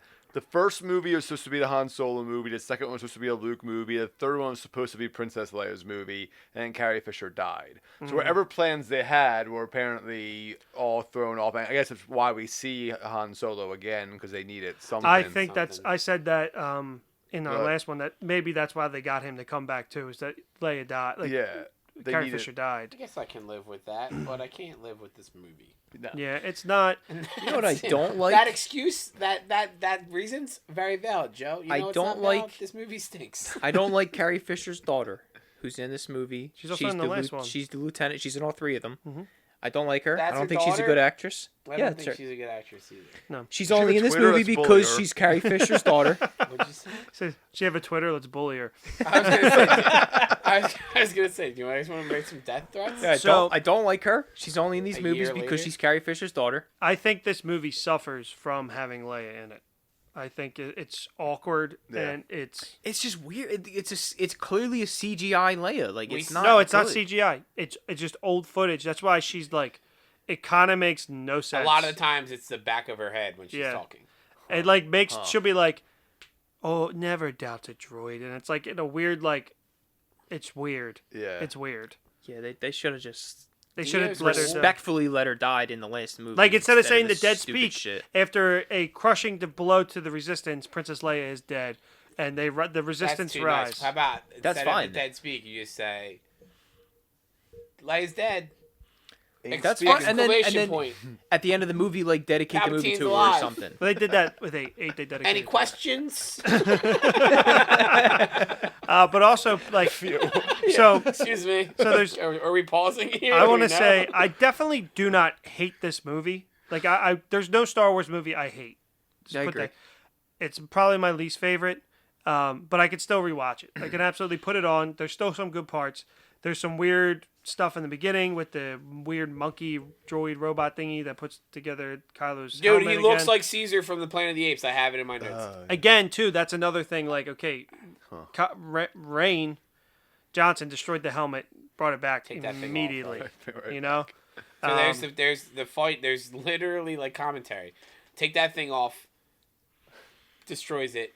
Next movie, they bring it right back. The big one that I have for this movie, and we're gonna go through a lot of things, but like if we want to just talk about the fucking disconnect between two movies and the fucking pissing contest that these two directors are having with each other. Dio, is that the droid's name? Dio comes in and it's like scared, and Rey says, "It's all right, you're with us now." And I feel like there's lines where I like when she says it, I was like, that's clearly J.J. Abrams being like, all right, we're back, guys. Don't worry about that shit that happened last time around. We're back. We're gonna fix these things. And it's very clear to me that it's just like they were just Rian Johnson was like, hey, fuck what you guys thought this was gonna be. I'm gonna take my chances. And then J.J. Abrams came back and he was like, you guys didn't like that last shit. I'm back, baby. Everything's gonna be all right. Daddy's home. Yeah. I'm It gonna was do like everything you want me to do. There Chewie's was a gonna lot get a of- medal. If they would have just let Rian Johnson have 8 and 9, or just let J.J. Abrams have all 3, It would have been. it would have been so much fine. there was a lot of like shade thrown to in interviews, like during Yeah. the press junket. We're glad it's back. Like JJ was like, oh, if I'd read the script for episode 8, I would have definitely come back and done it. A lot of shade thrown. I'm thankful for what Rian Johnson did. He allowed me to do what I had to do in 9. Like a lot of things like that. you also Thankful for him for fucking up, so I could come in and save the day. But basically, he like- doesn't, and that's He the doesn't. problem. I know. Like if he would have just been able to finish 9, 8 would have been So all right.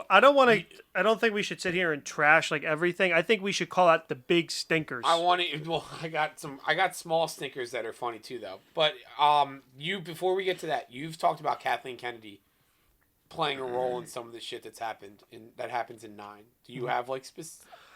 No, I don't have specific. This is what my theory. Or that's just a theory. Okay. That and I'll just state here that J.J. Abrams hired Matt Smith from Doctor Who to play somebody in this film, not in this movie at all. I think that there was a draft of this film. There was a cutting on the cutting room floor. Well, we could call the Abrams. Released the Abrams cut. That of a different film, and I think Disney stepped in and said, "People hated this. We want to give them what they want." Because we want to shut them up, and then it ends up hurting them because they made less money on this than they did with 8. Yeah. And I think they crafted this film. Okay, all this fan service. Let's do all this fan service. Let's retcon all this. Make everything connect. Now Palpatine, I think, was Abrams' idea. But I think though, like Iger and Kathleen Kennedy stepped in and said, "No, we're going to make this. JJ will agree to do this." Do you think Palpatine was the move from 7? Like, do you think he made Absolutely 7 not. thinking Palpatine's gonna come back? Absolutely not. Yeah, I don't either. I think it was like, hey, this has worked in the past. How Let's do I get bring out of this? Well, we let's got. bring Palpatine in to save everything now. Let's explain why Snoke was killed immedially. Like, Yeah. let's explain that. And it's Like, like, oh, he's hey, just a clone. He fucked up. Snoke should have been somebody. Now let's explain why he was nobody. So you asked me to point that out. Is there something in connection that you have with that? I know that you've said that in the past, so I was just Okay. curious. Before we get into the other shit that we don't like, Mhm. and we were just kind of like going back and forth with the Rian Johnson, J.J. Abrams thing. I was curious as to like how much of you you think this is like those two having a pissing contest, and how much Yeah. you think is like Disney saying, all right, there's certain things that are going to happen in this movie, whether you fucking Yeah. like them to or not, JJ, and we're gonna pay you X amount of dollars, and you're just gonna say okay, and you're gonna. So go I along with it. think the biggest like example of the pissing contest between I think this is JJ and Disney and Lucasfilm whatever is when Rey throws the lightsaber and Luke catches it, and I actually hate this scene. I wish he didn't show up at all. Like it or hate it, I think it's just so like It's very on the nose. it's kind of cringy. like a Jedi never disrespects his lightsaber. Then he raises the X-wing and all that. Jedi never disrespects their lightsaber, which he literally just did the last fucking movie. That's the pissing contest, That's the pissing right? contest. That's like, So you did this stupid. last movie, this is something that never would have happened. So stupid. Like And it, so, because like he said, JJ handed Ryan Johnson Rain. the film. Rain Johnson gave Rain the reins. He handed the reins with being he handed. gave Rain the Ryans. I like that. With being handed the lightsaber, and then that's how he starts it off. He throws it. So I think that's what it is. That's the thing I hate the most in this movie. I think the Emperor is for me, but that's It's goes without saying it. for sure the Emperor for And me. the I kiss. don't like. fucking hate the kiss. What about you, What, Joe? what's dude. with the 10,000 people in the stands watching the Emperor? Who are these people? Can What we are they talk doing? So about were they how- supposed to be the old Siths? I believe- That's what I don't took know. it as. Or the- Because yeah. he was saying he had the power of all the Sith, and I just figured, oh, that's all the of them were Sith that just ever Do you were. want to just jump into Emperor conversation because we have a lot? I have a lot to say about this. I really hate that scene. So yes, can we Can we jump talk into about the the Emperor? fact that he looks like he's a backhoe? Like that couldn't. I saw it once and I like couldn't look away. I'm like, you look like you're the top of a construction work site, Yeah.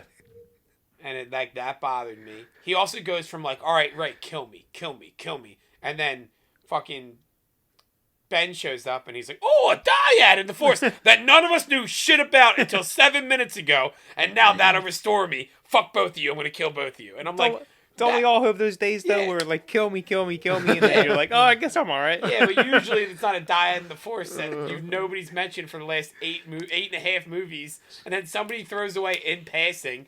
I'm pretty sure Kylo Ren is like, we would be a dyad in the Force, and it's like, okay, he said something back there. I don't think that was important. And the Emperor's like, this changes everything. Speaking of the Emperor too, in 8, Kylo says, "I want to rule. None of this, none of that," and now he wants to be ruled again under the Emperor in the Empire too.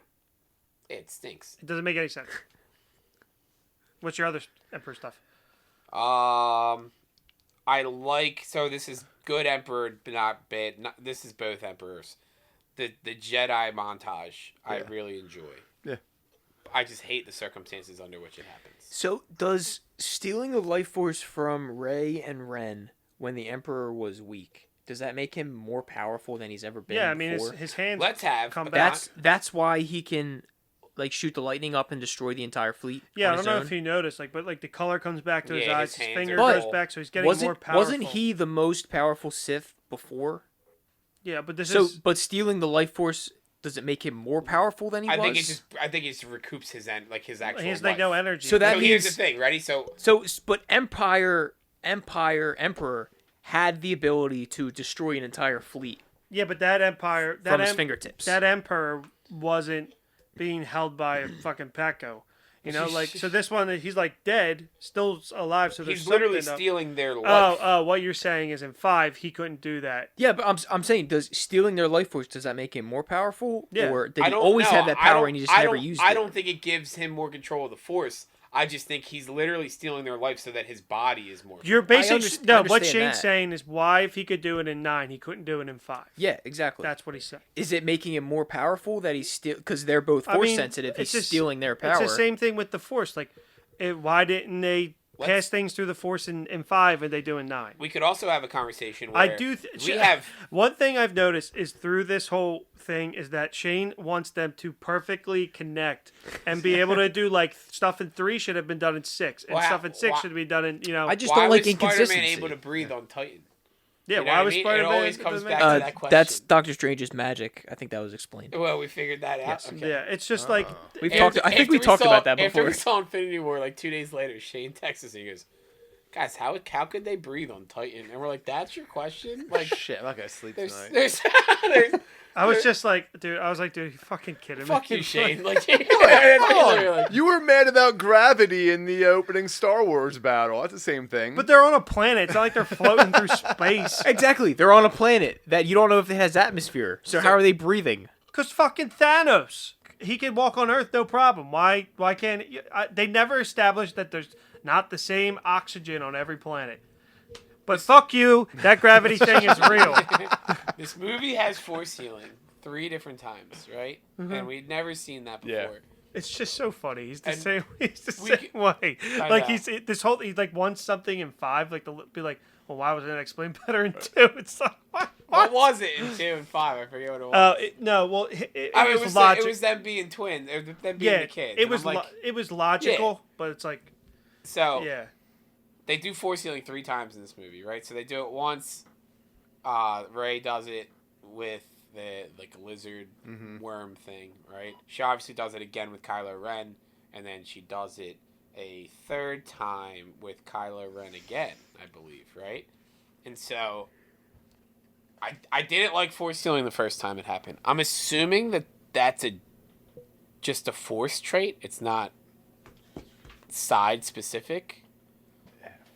Because if it is, then it makes more sense. If it's just a trait that you can do because you have the Force, Anakin's entire story is not is nothing anymore. Good point. Force healing literally destroys Anakin's entire story because all he wants to do is prevent Padme from dying, and if he could force heal her and give her some of his life force to her to keep her alive, he wouldn't have turned to the dark side. Right. And then you don't have Vader, you don't have anything, and so having force healing in the 9th movie has literally just undone everything that they've spent fucking 6 movies I didn't think creating. of that. And it fucking bothers me, and I really don't like it. And also just Vader himself. He wouldn't be wearing a crazy suit and all charred up. Like you could just put him back true, too. together. Yeah, you just force heal him. Because by because somebody. Palpatine like steals life force and he grows his fingers back and shit. So why couldn't it doesn't make sense. This was the one where the force powers were the most outlandish because if I think how they were approached. I'm not Everything saying was there's no outlandish. legitimacy to what you're saying. I'm not saying that. I'm just like that. The electricity that doesn't bother me, but like the force healing is just so crazy. But everything's outlandish here. If we're gonna run through real quick, just like shit that stinks. TIE fighters can go to light speed. That's never been a thing. Why is that happening now? I thought that too. Just doesn't make any sense. Then we have a bunch of situations where it's like, let's drop new information in this so that we can tell a story. The Emperor, the Final Order, Exegol, Sith Wayfinders, whatever the fuck they want. Then the Stormtroopers can fly all of a sudden. The fucking Jedi can heal. They can fly now? I know. I wrote fuck off. That's what I wrote for I that. also don't know why people hate that line so much. Like I don't. They fly now? I'd be saying it too. Yeah. It's not like crazy. It's just like okay, they fly now. Like I wasn't expecting it, but I don't. There was like hate. There was like so much hate. I hate for that line. You know why I hate that line? Because I feel like that line doesn't need to be said. They're flying. I Yeah, know no, it's one of those. We're all thinking it. It's one of those things where it's like you saying they fly now is again to me J.J. Abrams going, oh yeah, fuck it. You know what? They fly now. Look at what I did. Look. Hey, Ryan Johnson, you did this stuff. Look, I made the stormtroopers fly. You didn't do that, did you? Talk about taking chances. So Yeah. Joe, what do you hate? Oh yeah, you tried to change some things. You didn't like the way that Luke was being portrayed. Well, I didn't like that either. But I made that stormtrooper have a jetpack, and that's cool, isn't it? Joe, what did you hate most about this movie? I hate it that they ignored the ending of the 8th movie with Princess Leia sending out the message to the galaxy with Luke buying time. I thought the end of whatever you say about the 8th, there's a lot of valid criticism, but I think that movie did a good job of making it seem like the rebellion could end. Like they could be extinguished right there. Like this might be the last stand. They survived. They got their message out. The next movie starts. It's ignored. But then at the end of the movie, they have the moment where the entire galaxy comes. So it was almost like it was a pissing contest where it's like, oh yeah, we are going to have the galaxy answer the call, but we're not going to have them answer the call because of the heroic ending of the last movie. We're going to have them answer the call because Lando hopped the Millennium Falcon, went on a joyride for 2 hours, and then all of a sudden now the entire galaxy's ready to fight. Yeah, Let me ask you a question though. In theaters, you're watching this. Lando shows up with 1 billion ships. It's a great scene. Did you say fuck this, or were you like into it in the moment? I said fuck this because I was angry about that moment. Also, I'm like, oh, so now we're just doing Infinity War or Endgame. Endgame hadn't happened yet, had? Oh yeah, it had. Yeah, so I'm like, so now, oh, it's the exact same thing. Now everyone's going to show up. That's little true. circles are going to show up, and all the ships are going to Yeah, here comes the Black Panther. He's going to save the day too. Exactly. So I'm like, I like that. I do like that scene but it, I acknowledge. But you could have opened with it. You could have had them all, and the whole movie could be them building. Yeah, up but then to the that movie attack. would only be like 20 minutes. Well, no, because you still need to have a wayfinder and go find a dagger. You got to go to and- Exegol. There's Wayfinder. fucking. Of course, every ship. Those has, ships. I was just joking, meaning that that's the beginning of the movie. Yeah. Did The you dead get what I'm speak saying? is- Oh, yeah. I see what you're Yeah, saying. it was Yeah. a dumb. It was dumb. Yeah, I The got dead you. speak is how the movie dead- starts. the In case dead you guys forgot. Yeah. The dead dead speak. speak is how the movie begins. Like you can have them all show up, and once the dead speaks, a bunch of them leave. You They're know like, what would've "Oh, been fuck cool? This. We You didn't know have to what? fight the emperor." That would have been cool. They show Yeah. up, and then like the broadcast comes over yeah. their radio. Like Have that would the have emperor been cool. have Make the that- broadcast in the film, and that'd Make be that all a right with it. reveal. Yeah. Don't put in the like I told you I didn't watch. I don't know why I didn't watch the trailer. Maybe it was the second trailer that came out that had Palpatine in it.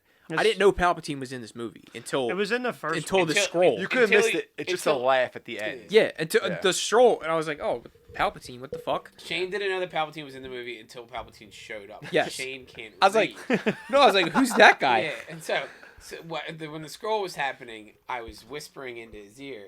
It says the dead speak, and then somebody told me to shush, and he was like, "Who's the dead? What's going on?" And I said, "I can't fucking talk to you right now." And so then it took him a while to get Then he over showed it. up, and I was like, this guy looks familiar. Who's that guy? He's I like- did. I never put it together until 2 years later when we're talking about it just right now. Yeah, well, And I Hooked on realized Phonics, that's- Hooked on Phonics did a number for you. I was like, that's the Emperor. I was like, holy shit. What a twist! Now, This is Shane's favorite movie.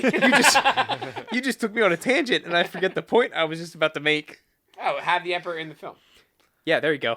Make that a You didn't reveal. watch the trailer, is what you also Make that a reveal. Don't let me know that the Emperor. Like, Right. why? I don't understand. I get what you're saying. because you already have to put 45,000 fucking things in a 2-hour movie. You can't have time for that either. There It's was- in the first 10 minutes of the movie Do anyway. you remember that J.J. Abrams made the stormtroopers fly? There's They not fly now. there's not Wait, a since when do they fly? Now they do. there's not a moment to take a breath with this movie. Yeah. Like if you go to the bathroom, you miss a lot. I'd argue if you go to the bathroom, Well, you miss nothing. Yeah, I mean that too, but It's like half full, half empty situation. just in terms of plot moving. Yeah, if there's you want to so understand much. the plot, you can't take a piss. Yeah. If you just want to not miss bad movie, you can piss the whole time. That's true.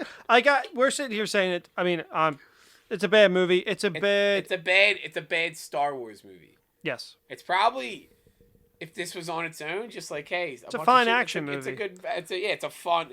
I'd argue it's a fun movie. It's a fun movie. See, with two movie. kids. I'd argue it's a fun With two movie. kids. Thank Joe got it.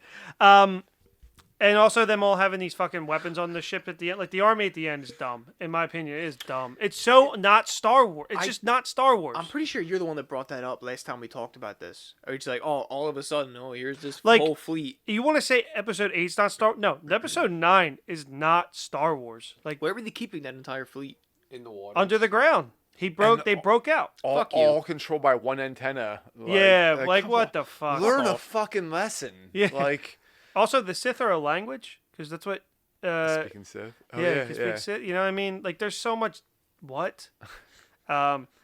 But I can tell you for one thing. What's up, Joe? What'd you think of the cavalry fighting on top of the Star Destroyers? I actually riding like that. horses, like, Dumb, but I actually like that. It was something different.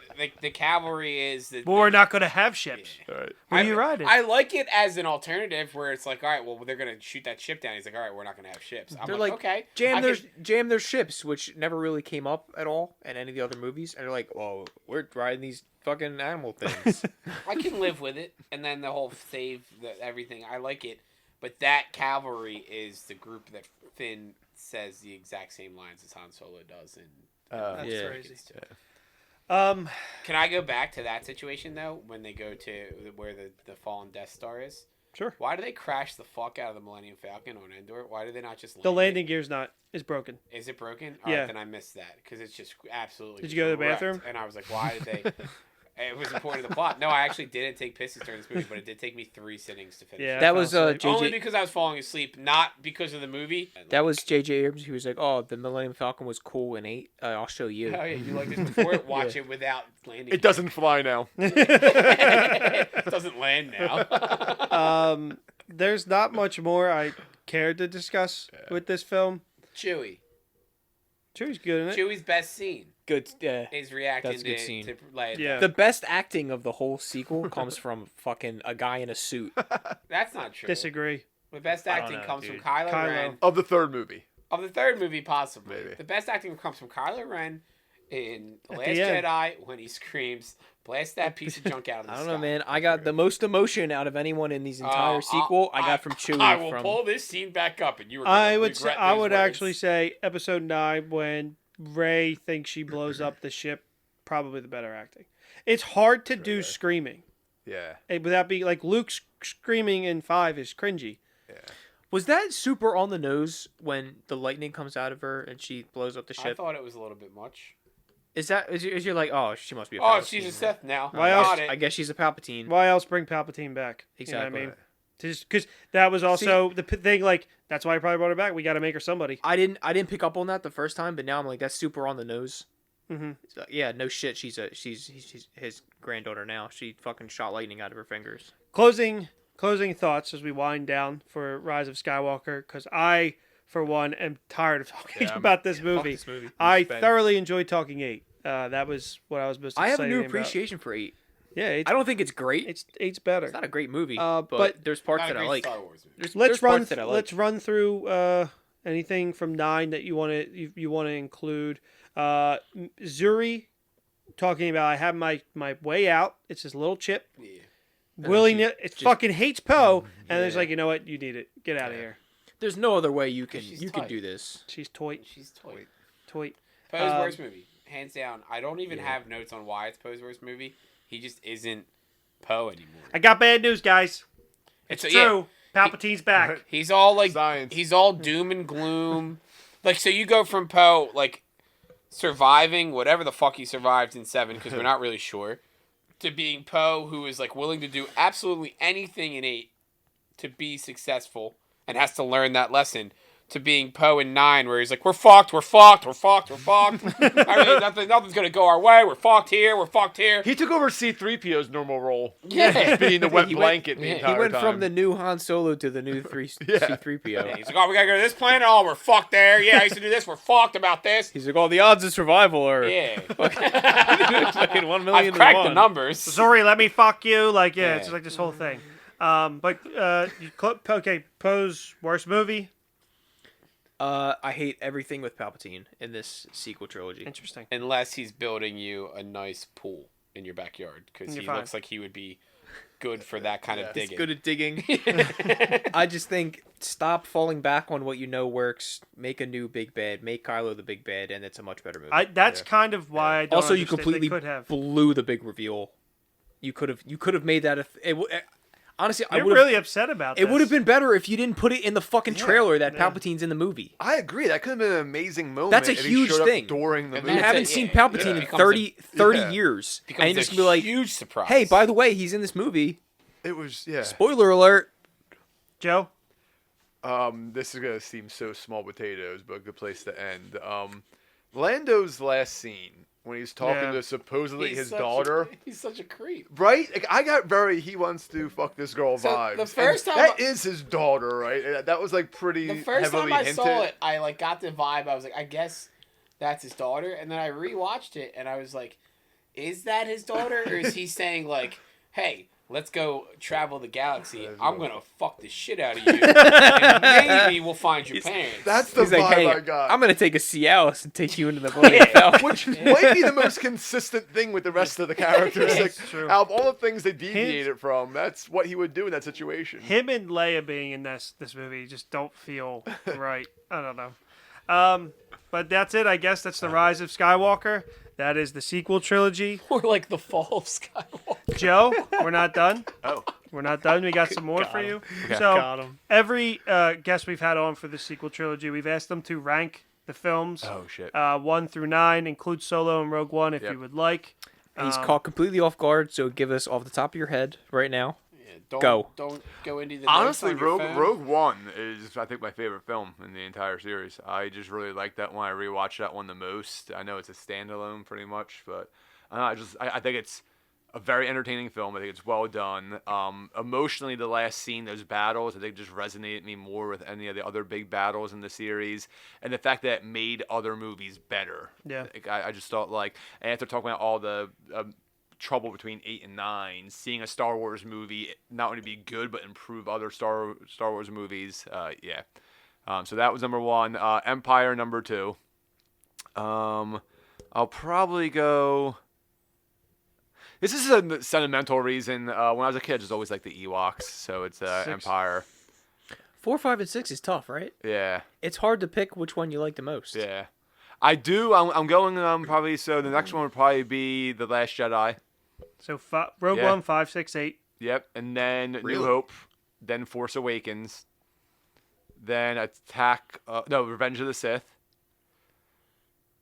Oh God, 1 and 2. Oh, Solo.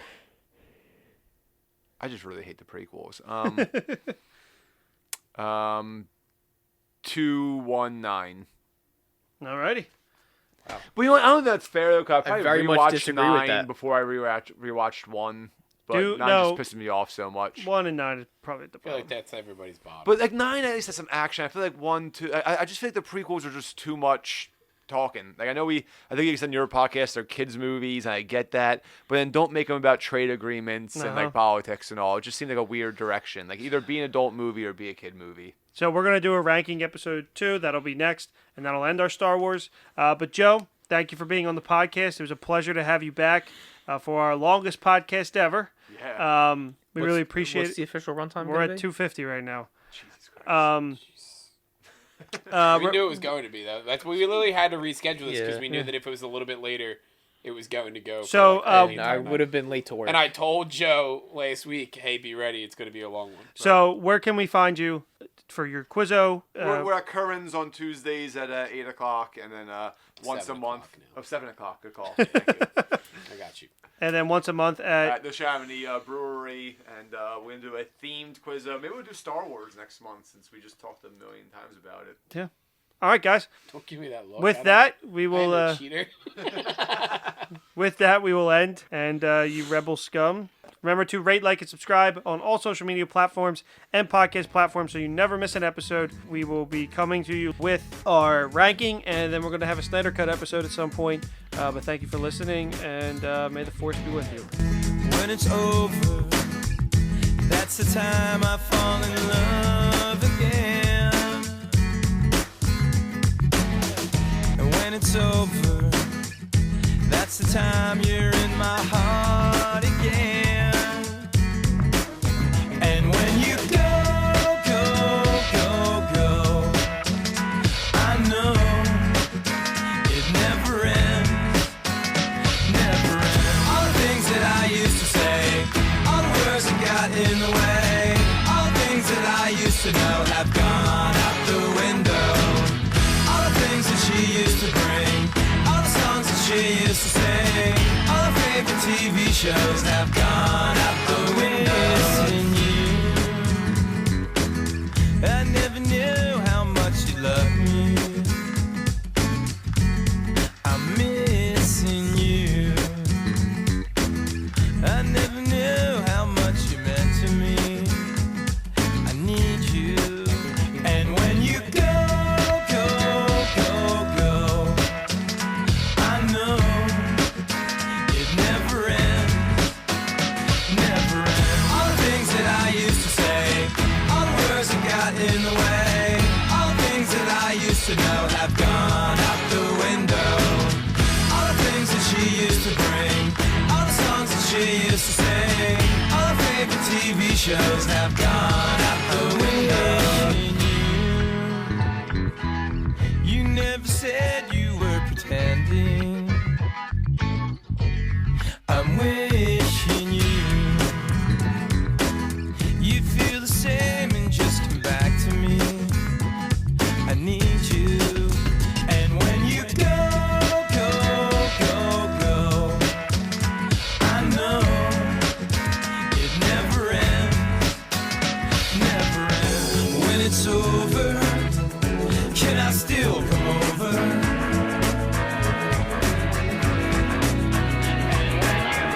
And when it's over, is it really over?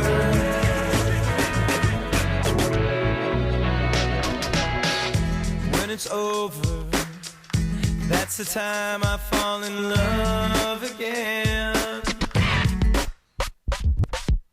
All the things that I used to say, all the words that got in the way, all the things that I used to know have gone out the window.